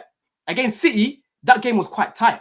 And I remember, Terry, I came on here after the City game and I said to you, I said, bro, I didn't walk away from the City game thinking it was an embarrassing result because the performance itself wasn't bad. And we started Palmer on the right, we started Nkuku on the left. He learned from that. Right now, we scored the most amount of goals. Our defense is improving. Like David has said, we've got a bozo in goal who, his head was gone the other day. The Brighton fans were just getting into his head. But right now, bro, we're slowly marinating. But like Henry has said, we've got to keep our feet on the ground. After the harder fixtures, then we'll be able to see whether we can finish above Liverpool, finish above Arsenal and whatnot. But what I really like about this team, Terry, we've got different ways of winning, bro. Yeah? Last season was Cole Palmer FC. Against Bournemouth, we won that game. Palmer wasn't even that good that game. Yeah? Against West Ham, he wasn't even our best player. We still managed to win that game. Right? He's, again, performed like he did the other day. Right? We're building a team at the minute. And anyone that's still ignoring it, you're just deluding yourself because you've enjoyed this 2-3 years that Chelsea have been in the mud. But right now, we're doing very well, bro. Yeah? Very well. I just think you're going to hit. I think I think fans are just going a bit too far when they keep saying, like, I don't know, man. You could think I'm a hater, but to this Cole Palmer, the best player in the league stuff, I think it's a bit of like recency gasness because his stats are great, right? But 4 GA is in one game and 4 GA is in another game. Yeah, the 4 against Wolves and then the 4 in last game. Yeah, you can't think he's better than Haaland right now. When Haaland's the last game against Newcastle was the only goal that he was. Giuseppe, what's that? Giuseppe. No, but Haaland does the exact same thing. No, but Newcastle was the first game. Hold on, Newcastle was the first game he hasn't scored in this season. Giuseppe, since the start of last season, Cole Palmer has contributed to 2 more goals or assists than Haaland, right? He's outperformed him. He's got 43. Yeah, but you haven't got the amount of you ain't got the amount of guys on your team doing as much as City guys as City has. Like all you do is just moving the goalpost to try to discredit him. I'm not. He's the best performing player in the league. So can I ask you? So I want to ask Chelsea fans. I know your answer is going to be. So you would not swap Palmer for Haaland right now? Magic wand? No. It doesn't help because we wouldn't create enough chances without. We just disagree. I'm not even trying to use an Arsenal plan. Wait, hold on. Giuseppe, let me just get your logic right then. So are you saying that Haaland is a better footballer than Palmer then? Haaland's a bit. What you mean by footballer? You're going to start going. Is he a better player? Can you look up? Talk about them in their positions. That's easy. If I had to sign one of them right now for my team, I'm picking Haaland. Haaland's the best striker in the league, but Cole Palmer is the best striker in the world. Cole Palmer right now is the best player in the league, bro. Don't matter the position, he's the best player in the league. What about? Sorry, Don. Can I just ask? Can we just take out the right now and the form thing? Do you just think Palmer's better than Haaland? I wouldn't compare them because they play different positions. I know it's tricky, but I'm asking for an answer. You need a Palmer to play over Haaland because without creativity, like I said before, I'm not asking about function. I'm just asking in a vacuum. The question's right because the Ballon d'Or you have to separate positions. So in the Ballon d'Or, would you put Palmer ahead of Erling Haaland? Bro, it's hard to do that without any trophies. You know what I'm saying? That's a different conversation. Right? That's a different conversation. I can't say. Let's take accolades out of it, though. I don't want you to think about form or recency. Just in general, is Palmer a better footballer, better player, whatever term you want to use, than Haaland? Yeah, I would say he is. He's outperformed him since last season, bro. He has. And Haaland puts crazy numbers. Palmer's outperformed him. I don't know this. Yeah, he's got 43. What's the numbers wise? He's got 43 GA in his last 40 Premier League games. He's got 28 goals and 15 assists. Haaland has not got this. He's got a hell of a lot more goals, but his assists don't tally. The question I'd ask, obviously, you and David is, fair play. You said you were going to cook, and you've cooked. Other than the wobble against City, I don't think anyone expected you to beat them. Has your targets changed? Because I think right now, on current form, the way you're playing, the fact that you're not as reliant on Cole Palmer and you're still winning games, do you think you can break into that top 3? Bro, knowing the fact that you can play a team, you don't need to play Palmer in the Conference League. You don't need to play Sancho in the Conference League. You can quite easily get to probably the semi-final without even playing Palmer, which means he can be rested every single Thursday. Do you think you can break into that top 3? Bro, like I said, after the harder fixtures we've got, Henry, I'll have a clearer indication if we can. I think we've got the quality to beat Arsenal, to beat Liverpool, to even beat City. Because even last year, we nearly beat City, right? The difference against these teams now is the mentality. We've got to go to Anfield away and make sure that we don't crumble like we did last year, bro.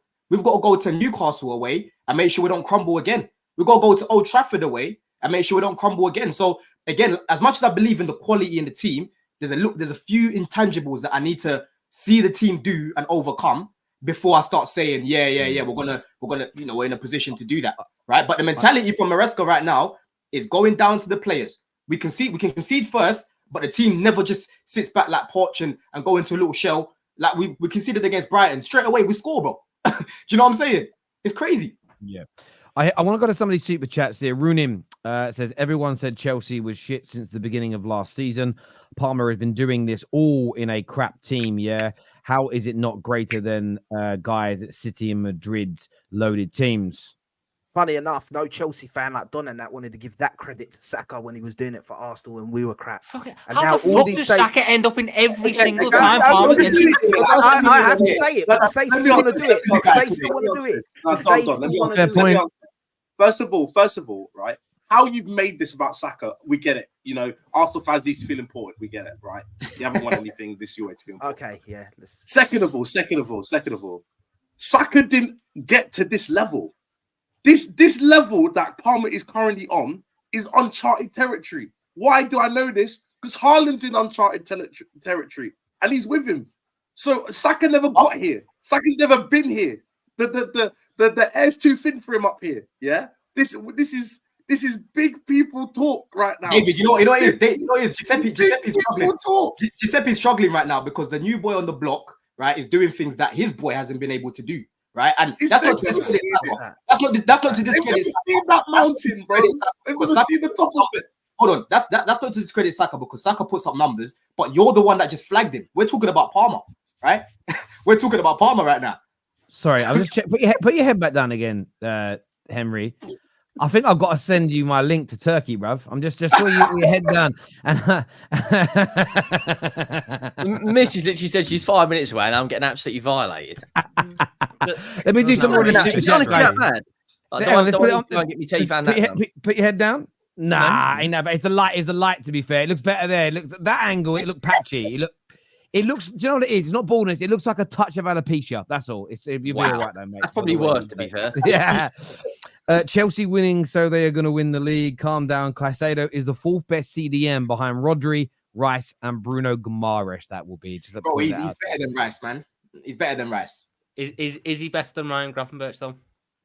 Right now, statistically, Tom, if you go check, they're the 2 best performing midfielders right now. So number 1. So therefore, Don, given that Rodri's out, you therefore Caicedo's the best. Therefore, what DM in the league? If you say only Rodri's ahead, then he's the best in the league. Yeah. So I'll probably say he's the best DM in the league. Yeah, probably. Okay. So if Lavia was playing, Nobbins, if Lavia was playing, I'll probably say Lavia because I rate Lavia in that first phase. I rate Lavia more than Caicedo. So you've got the 2 best DMs in the league then? Yeah, you have the 2 best in the league, just to confirm. And the best player. And the best player. I've done so you've got the... Hold on. So Chelsea have the best midfield in the league. In Lavia, Caicedo and Palmer, it's the best midfield in the league. Bro, Tom, I don't know why you're doing all that as if you didn't try to... I am asking a question. To be fair, Tom, you wanted 2 of their players. You tried to sign both of them. I'm not...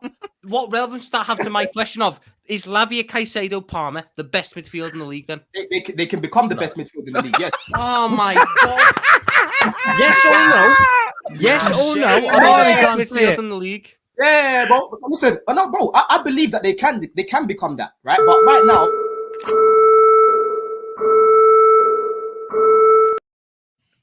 Bro, City's I've already academy is told on you already. top right now. I'm not swapping Lavia for Partey. I'm not swapping Caicedo for Rice. So if you want to take that as the best midfield in the league, go ahead, my friend. Yeah, we've got more balance than Arsenal. I'm going by what you said. You I'm want to going go by for what 5 you players, said. and we left Klopp. He left Klopp on hold. That's fantastic. He left Klopp on hold, That's and he said, "I'll get back to you, my G." fantastic. Yeah? Yes, brilliant. What relevance does that have to this point? My point is, we have just established that you think Caicedo and Lavia, now that Rodri's injured, are the two best defensive midfielders in the league. Yep.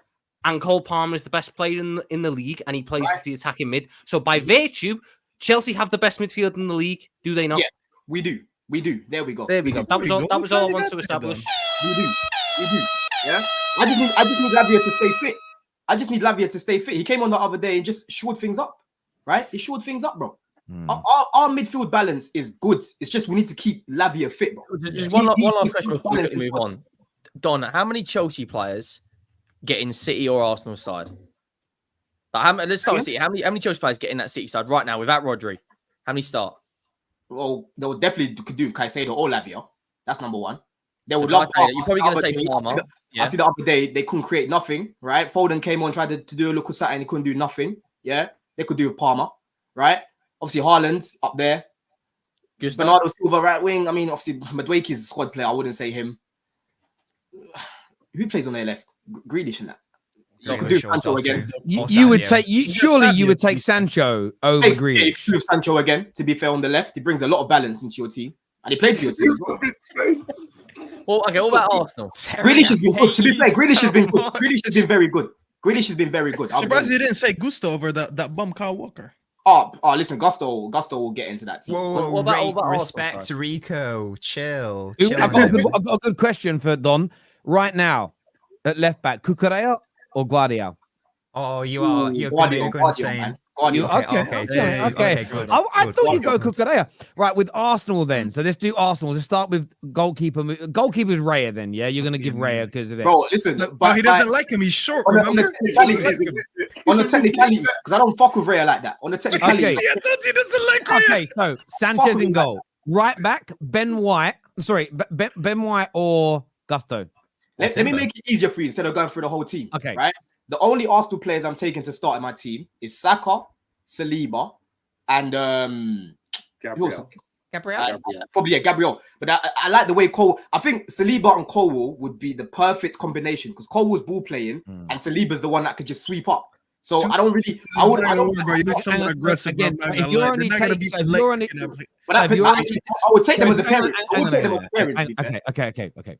So if you're only taking 3 Arsenal players to get into your team, you must truly believe you're finishing ahead of them if you have that much of a superior team. Oh, I told you already, Terry. I said I think we've got the quality to beat Arsenal. It's about mentality now. We need to get over the line. We struggle to get over the line. Hang on a minute, but that's when you're picking a team, though. When you're doing a combined 11, you should be factoring in mentality, ability to get over the line, availability. Right? You're picking. No. Of course you are. You can't pick players. Why would you turn around and say, I don't want Declan Rice, I'm going to take Joe Bloggs instead, but I'm not sure if Joe Bloggs has a mentality to win a league title. You would take the guy that you got to take the best the overall package. The overall package. If you think you've got 7 or 8 players that are better than Arsenal's, you cannot be confident of. You can't not be confident of finishing ahead of them. Doesn't make sense. No.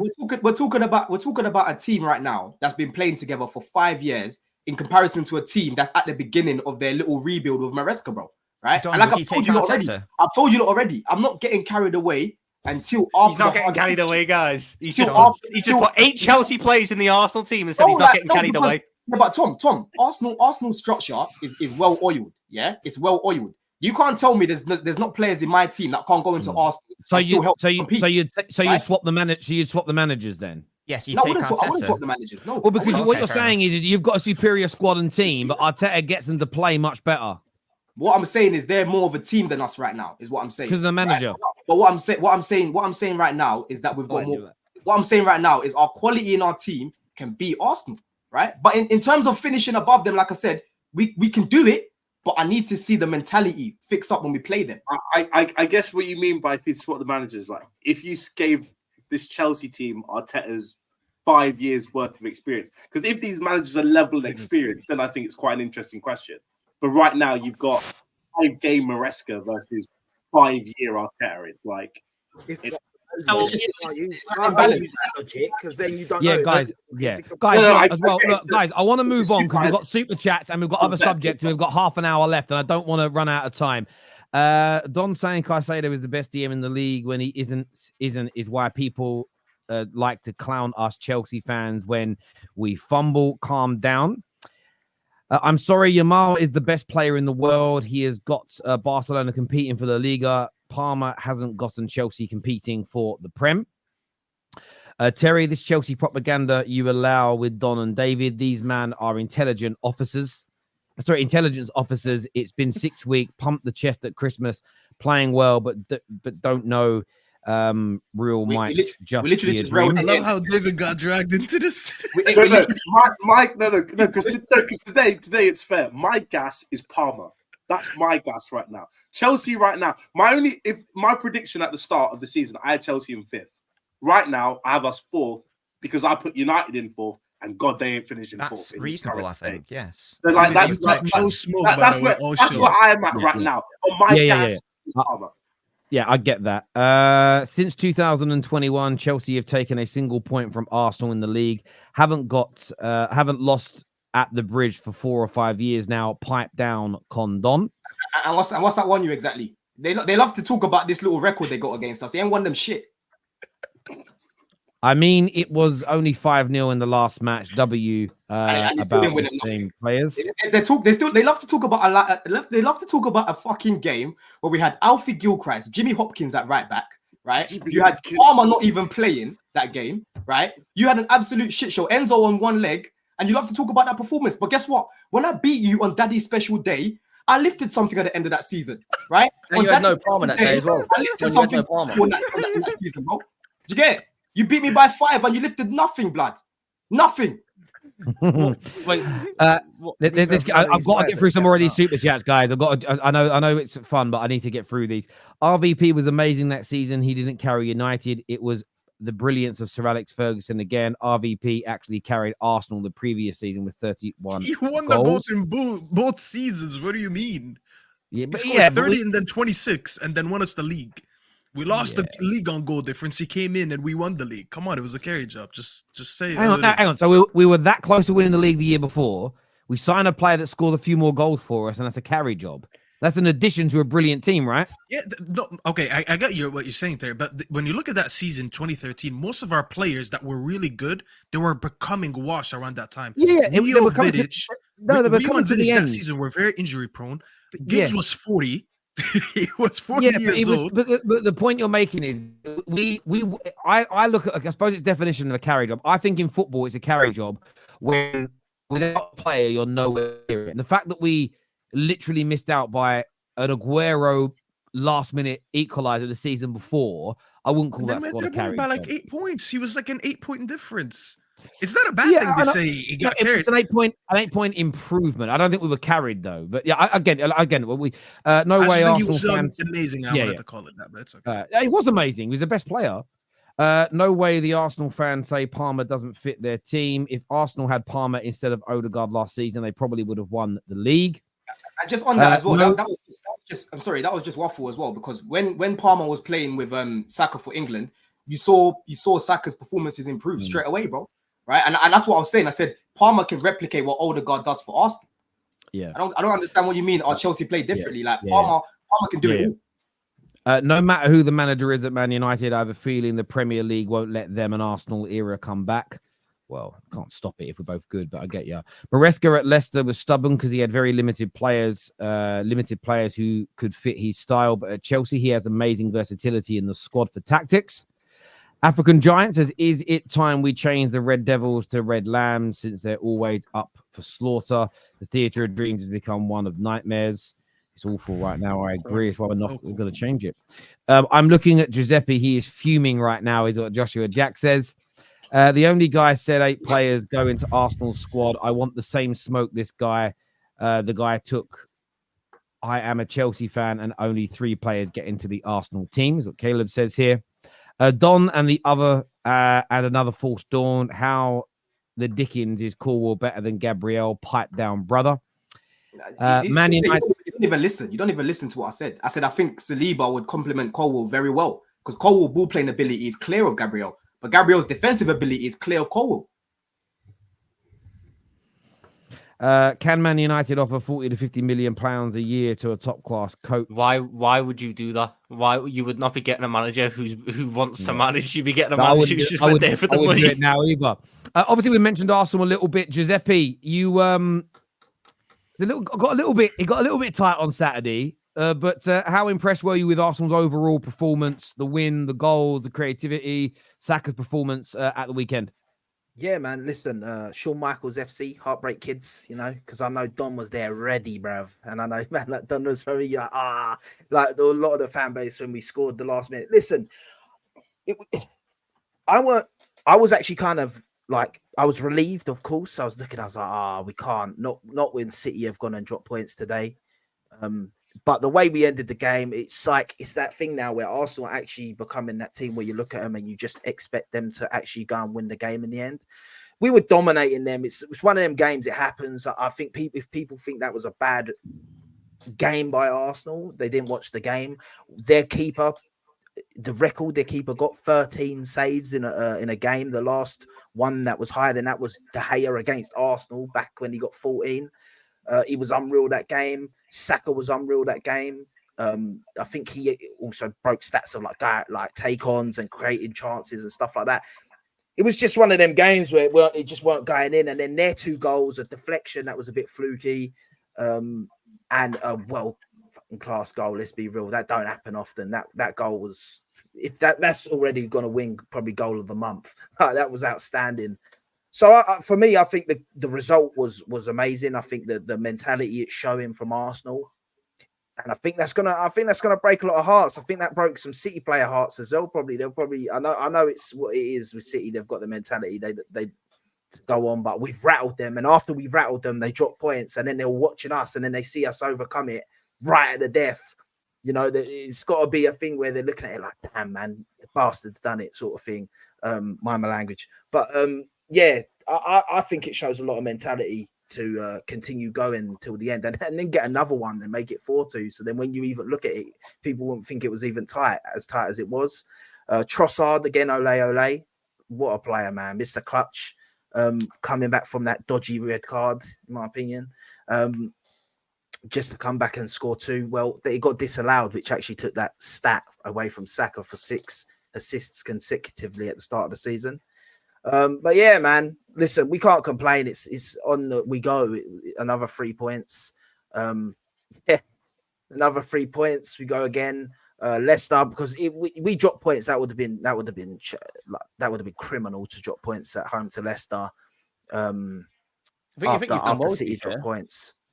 I think you've done well, to be fair, to kind of navigate without Odegaard through City, through Atalanta, through Tottenham. You'll run of games in like 2 or 3 weeks. You've got Newcastle, Liverpool, and I think Inter Milan in there. I still don't think the attack's fully clicking, if that makes sense.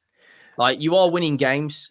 I agree. You are scoring goals, but if you think of that time where I think you went, was it Saudi Arabia or Dubai, and you come back and you literally scored like 35 goals or something in 7 games. So we know that Arsenal attack can be, you know, very, very, very good.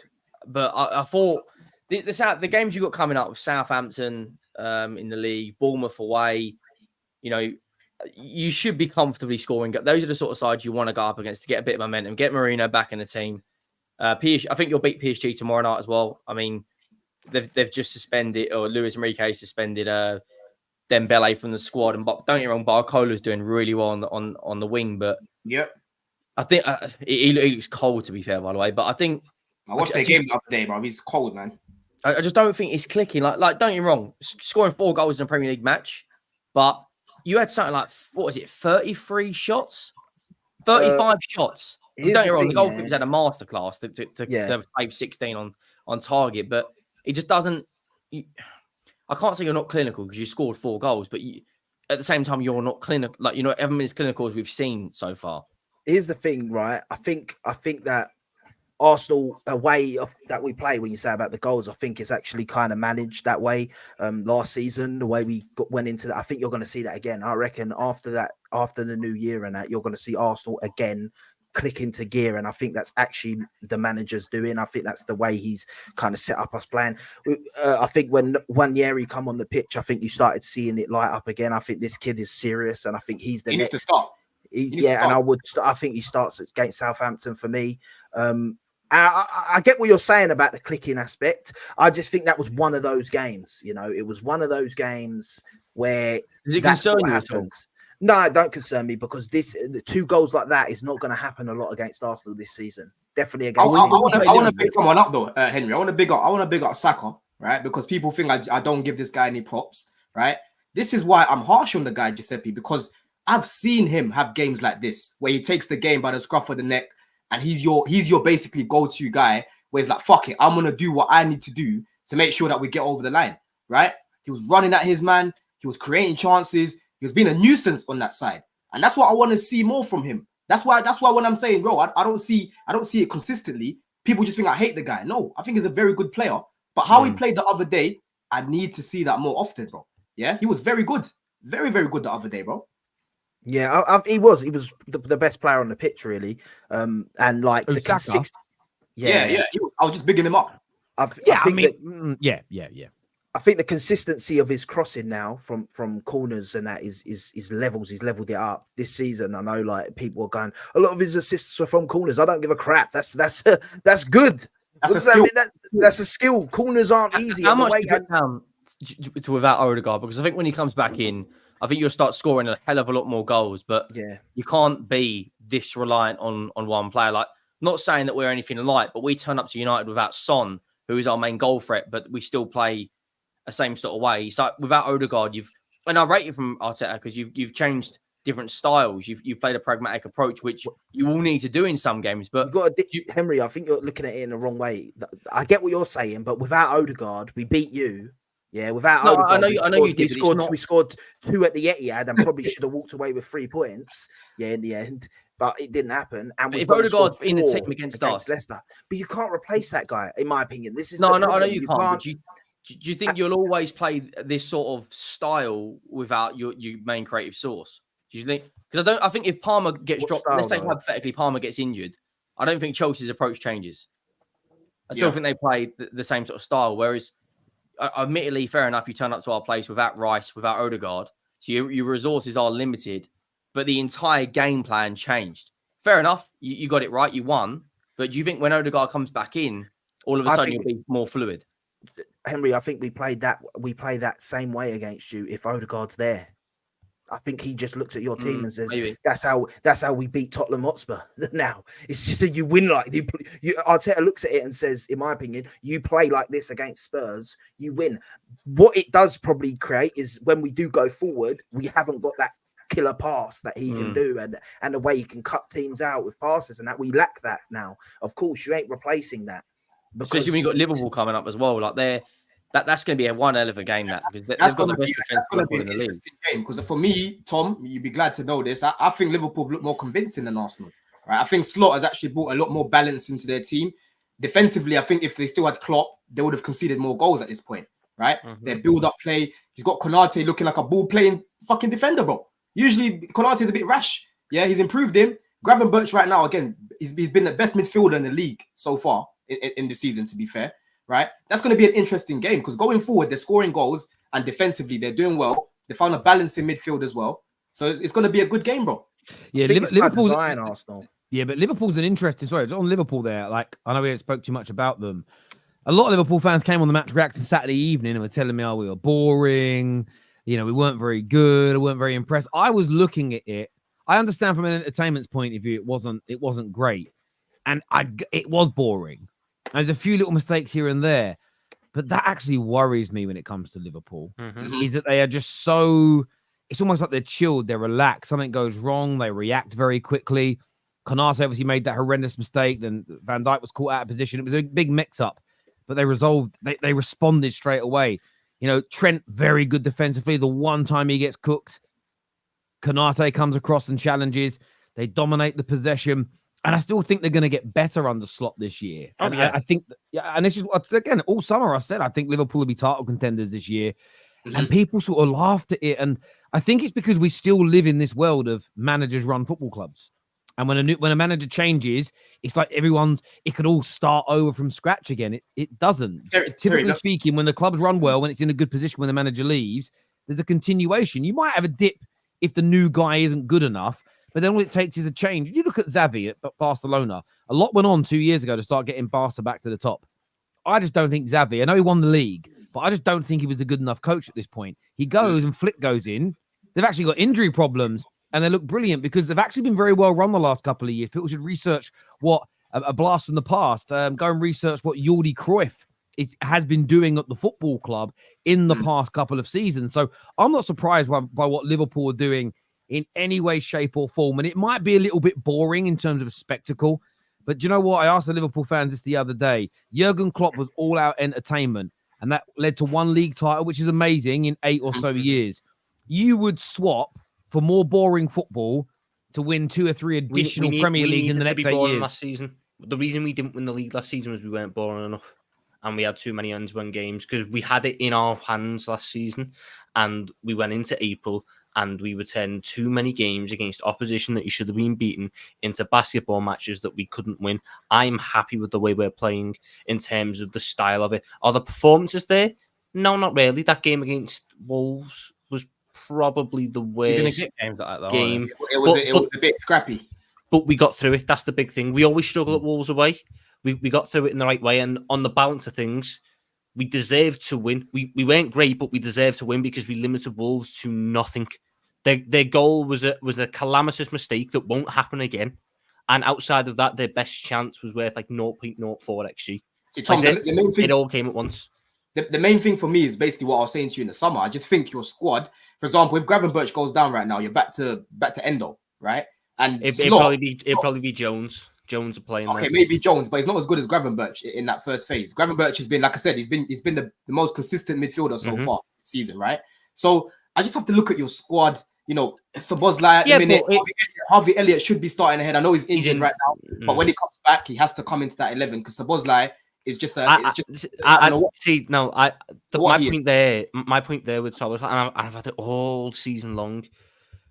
No team can win the Premier League without having a guy who can cover ground in the midfield. You're just going to get ran through otherwise. McAllister's not great at covering ground. McAllister's not great at covering ground. Gravenberch is having to do a different job, i.e. sitting deeper and sort of being the metronome for everything. And we want to put Trent into high positions. Szoboszlai's, the majority of his game at the minute this season for us has been the role that people took the piss out of Henderson for doing. How much you spend again? 60 million. So you spend 60 million on an attacking midfielder, and the first thing you're telling me is, oh yeah, well, he's there to press. I'm not arsed. He's doing a job. I really couldn't care. He's doing a job for me. He's not. If my problem was he's not creating enough, I'd tell you. But the fact of the matter is, he's not the guy that we want to create in the team when you've got Trent and Salah there. Well, you don't want the ball first. That's his job. If you're playing something, it's not his job though. It's not though because that's not his role. What do you mean? Not every number 10. Midfielder's role. Press role. I'm not having that. Every attacking midfielder has a different role. Palmer doesn't play the same way as Ozil did. Bro, Palmer presses as well as creating, as well as scoring. Szoboszlai pressing is the bare minimum I expect from him. Does Cole Palmer end up having to cover for Malo Gusto? Because he's the only guy with an engine in the midfield who can cover that distance. Bro, I get what you're saying. Yes, he helps cover ground. We cannot. My point is, you can get you can moan about Szoboszlai and this, that, and the other. I can't have a go at him because if we took him out the team right now, we would look weaker defensively. And I don't want to fuck up this defense because it's been a long time since I've been able to sit there, look at Liverpool defense and go, fucking hell, that's good. So you've just accepted that on the ball he's going to keep breaking down attacks, but off the ball is going to help you. That's what you've accepted. Basically, for now, yeah. Damn, I'm not saying that he doesn't need to improve on it. Even my manager's come out and said he needs to improve on it. But I'm not going to drop him. If I put Harvey Elliott in the attacking midfield spot right now, I'd have to limit Trent's game. And I'd have to limit McAllister's game. And then it'd be a lot of pressure onto Harvey Elliott. I just like the dynamic we've got at the minute. And I think with Szoboszlai, it'll come. As long as we start as long as we stop making him have to cover the most distance in every game, and we're able to start nailing that structure a little bit better, which will come in time. He'll have to start covering less distance. He'll be in better positions. I'm not disappointed in anyone on this team at the minute. I'm not disappointed in the manager. I'm not disappointed in the players. We have conceded 2 goals this season in the Premier League. We've kept 4 clean sheets. It took us 14 games last season to keep 4 clean sheets. We've kept that in 6, not in 5 technically. That's such a big thing. As we're on the title race conversation, I'm just interested in the limited time. I'm going to throw this question to Staffy to begin with. Should Nobbins be getting a little bit worried about Man City, 3 draws in the last 4 games, or is this just a little blip for them? Nobbins. Staffy. Oh, It's not a good time to be you, brother. Staffy, I can't lie. Before you even answer that, yeah, I can't lie. God damn, I didn't even get to say anything. Go ahead, Don. Before you even answer that, bruv. I can't lie. Gundo looks like he's been eating some paella and drinking Estrella like Cucurella, bruv. You know what I'm saying? I looked at my man the other day, little pot belly. What's going on there, bro? You know what I mean? We need to work that off. Listen, I said he looks like he looks like Celtics Shaq. If anyone watch NBA, you know who Celtics Shaq. It's not a good thing. Someone was really good, but it's not good anymore. But this is probably the worst time to be a City fan when you look at the last 4 or 5 years. One of your best players is out. You have a charge that might dunk on your head in no time. I don't know when it should be done, but you have these charges that are coming up soon. You're drawing games, and as I mentioned, Rodri's injured, De Bruyne is injured. This is probably one of the few times I can sit here and be like, "What's going on, Nobbins? You know, it's not looking good." But I'm not gonna over exaggerate because City are still a very, very good team. But this is one of the worst moments it is for them. I'm not gonna lie. With all these injuries, as I said, and dropping points, and I'm looking at it, I don't feel like they strengthened a lot this summer. Gundogan is not looking like what he was 2-3 years ago. Savio has been good. Well, I think you have a lot of issues, Dubbin. And if there was any time City is up there for the taking, I think it's right now. I don't know how you personally feel. I won't tell you, oh my God, start panicking, because you still have the best manager in the world. That's always going to be the X factor that you have, no matter what. But I do think you should be just slightly weird, like a little tinkle there, nothing crazy. Yeah, of course. Yeah, we lost our most important player. Of course, as a concern. I guess, because I know we need to wrap up soon. I guess all I would say is that these conversations we were having last season around this time, and also the season before that, and I think even maybe the season before that as well. So I guess you can obviously never really count City out. There's always this case of early adversity, and then Pep manages to find a way out of it. So that'll be the hope from a City perspective. It's maybe his biggest test because Rodri is irreplaceable, as we all know. So it would just be a question of how quickly can he figure that Rodri question out, to be honest. Nobbins, can I ask you a question? So many questions. Everyone loves Nobbins. Yeah, no, I was just going to ask. I know we'll never know, but do you think you win the last 2 seasons against Arsenal if Rodri had got injured at the first 5 games in them seasons for the whole season? Last year, if he got injured 5 games in, do you think you win that season? No, because Gundogan wasn't at the club. Okay, yeah, that's a good answer. All right, yeah, fair enough. Yeah, but the guy that you've signed back, you ever seen that film Changeling with Angelina Jolie, where a kid goes missing and then the government, like, they give her back a kid, but it ain't hers? I feel like that's happened, bruv. I'm not sure if that's Ilkay Gundogan, bruv. Like, the man, you know when they did it to Casemiro, it's like as a boss man turned up. It's like boss man, like the little bellies there. I'm just saying. Chill. He had a rusty performance after having a very good season with Barcelona and at the Euros in a position which he's not really hopefully going to be playing for the remainder of the season. Let's chill on Gundo. Okay, let me ask you about your attack. Let me ask you about your attack though, because without Haaland, who are you really looking at to bag? Your XG was very low the other day, now, but I couldn't believe that. I didn't even watch the game. It was too early. When I saw that XG was shocking. It was lower than Newcastle, bro. Who's scoring your goals without Haaland this season? Yeah, so again, just very briefly, our Pep opted to field a midfield which was more focused on control and possession, no physicality. I don't agree with that. and it meant that we obviously had nothing offensively in the midfield. I didn't play Savio either, so it meant we had nothing on the right. So we only had something on the left with Grealish and Gvardiol. That was our only really attacking impetus. I will say that on another day, Gundogan doesn't mess up those passes instead of dinking Pope for some reason. Maybe plays in the best striker in the world, and then maybe City go 2-0, and maybe it's a different conversation. But in terms of who's scoring City's goals, Haaland obviously, Foden when he comes back into the side, Kevin De Bruyne obviously.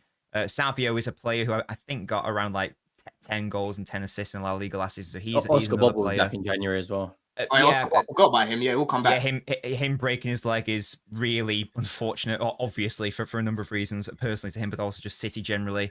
So, and I guess, I know Gundogan's not the player he once was, but even he will be chipping in as well. So, and Gvardiol, as it turns out, is apparently a very good finisher. So there are a number of players there, but I agree with you. Players need to step up, 100%. Like last season, De Bruyne was out. Someone needed to step up, and thankfully someone did. Hopefully it's a similar thing this season, but yeah, we'll totally have to wait and see. While we're on the subject of City, Nobbins, did you see? I don't know if it was actual legit, but there was City Twitter account saying that he's going to play the kids in the League Cup, and it's going to be more of a test of who's actually ready. Do you agree with that? So I know that I think maybe what you're referring to is Guardiola saying, he basically said, "I'm not going to take this competition seriously." Is what he said. I think he's bored of it now. He's won it 4 times in a row. He's sort of dipped since then. So yeah, he's gone on record a lot saying this is a waste of time and I'd rather be doing anything else. So yeah, it will be McAtee, that sort of. I mean, it's still talent. It's still really good players, yeah. But I fully expect us to lose quite comfortably against Spurs. Yes, because I imagine Spurs. But Nobbins, you haven't factored in. It's a cup. It's Spurs and a cup, so you can never rule out Spurs and a cup fucking themselves up. It's what I've established from this show, it's very quickly, is that Chelsea are apparently going to go in a title charge. City are in the doldrums, so we are, as Mourinho would once say, we are the little horse. Let me tell you something. We're just chilling. So 4th place is good for City this season, I reckon. Let me tell you something. You better hope we're still not up there in January, because you already know that we've got Roman on steroids. We've got Roman on steroids, and we can just go say, yo, let's go to fucking Turkey and go get Osimhen now. Yeah, and boost the squad even more and get even more goals, right? So even if we're conceding at the back, we're just going to keep outscoring everyone like what Klopp used to do, right? Don't let that happen. I tell you what, that's what Rodgers used to do. David, they're scared. The way you are chatting about a side which has won the treble and 4 in a row, and Pep Guardiola, you had better be 10 points clear come January 1st. Otherwise, there is going to be hell to pay. Oh, we made ourselves at home. When we came to the Etihad last year, we made ourselves at home in that first half. The only time you decided to come back into the game was when Poch brought Chalobah on, and we sat back for 30 minutes. Just the last few super chats here, gentlemen. This one here says, are Chelsea allowed to go another season without winning a major trophy? They've spent over $1 billion in 2 years, or do they need to give them 5 years like Arsenal to finish the process? They're in the Conference League. That should be a given. If they don't win the Conference League, questions have to be asked. I will be honest. Spot on. Don, who would you choose in a Champions League final? Haaland is in the attack for the other team. Would you pick Gabriel or Colwell? But Gabriel, of course. I said Gabriel's defensively better than him. That's what I said. I said Cole was a better ball playing centre back. However, Gabriel, donkey. Don, we're running out of time, guys. I'm sorry. Don, if it was a Champions League final and Haaland... Oh, sorry, already done that super chat. He's done it twice. Thank you very much indeed. If United get a big name manager and he gets you top 4, you should sell everyone and rebuild the squad from the ground. No, the squad is good enough. I promise you this squad is good enough. I'm not taking this bullshit. I'm moving like Don from last year. This squad is better than what Ten Hag has shown us. We all know it is. We all know it is. Look, I want to thank everybody that's tuned in. It's been another great show. Big sections on Chelsea and Man United, obviously, today. We're back tomorrow. We've got a reaction show in the morning. We have Straight Facts a little bit earlier, around 2 p.m. tomorrow with LB and Potsy, plus match reactions to the Champions League in the afternoon. This video, I don't think we are redirecting. Are we redirecting to anybody, KJ? I don't know. I'm going to go and check. I don't do these things. Yes, we are. This is taking you to Sam's channel for A-listers. So make sure you get over there. You get ready for that show later on today. I know I didn't do the debate today with Mark Goldbridge on his channel. He had something that's it's been delayed slightly, or he's ducking me. I don't know. I don't know yet, but we will see. We will see. Maybe he's ducking me, but that will be happening hopefully very, very soon indeed. Listen, everyone who's tuned in, thank you. Take care of yourselves. Goodbye. God bless, and we'll see you all again very, very soon. Peace.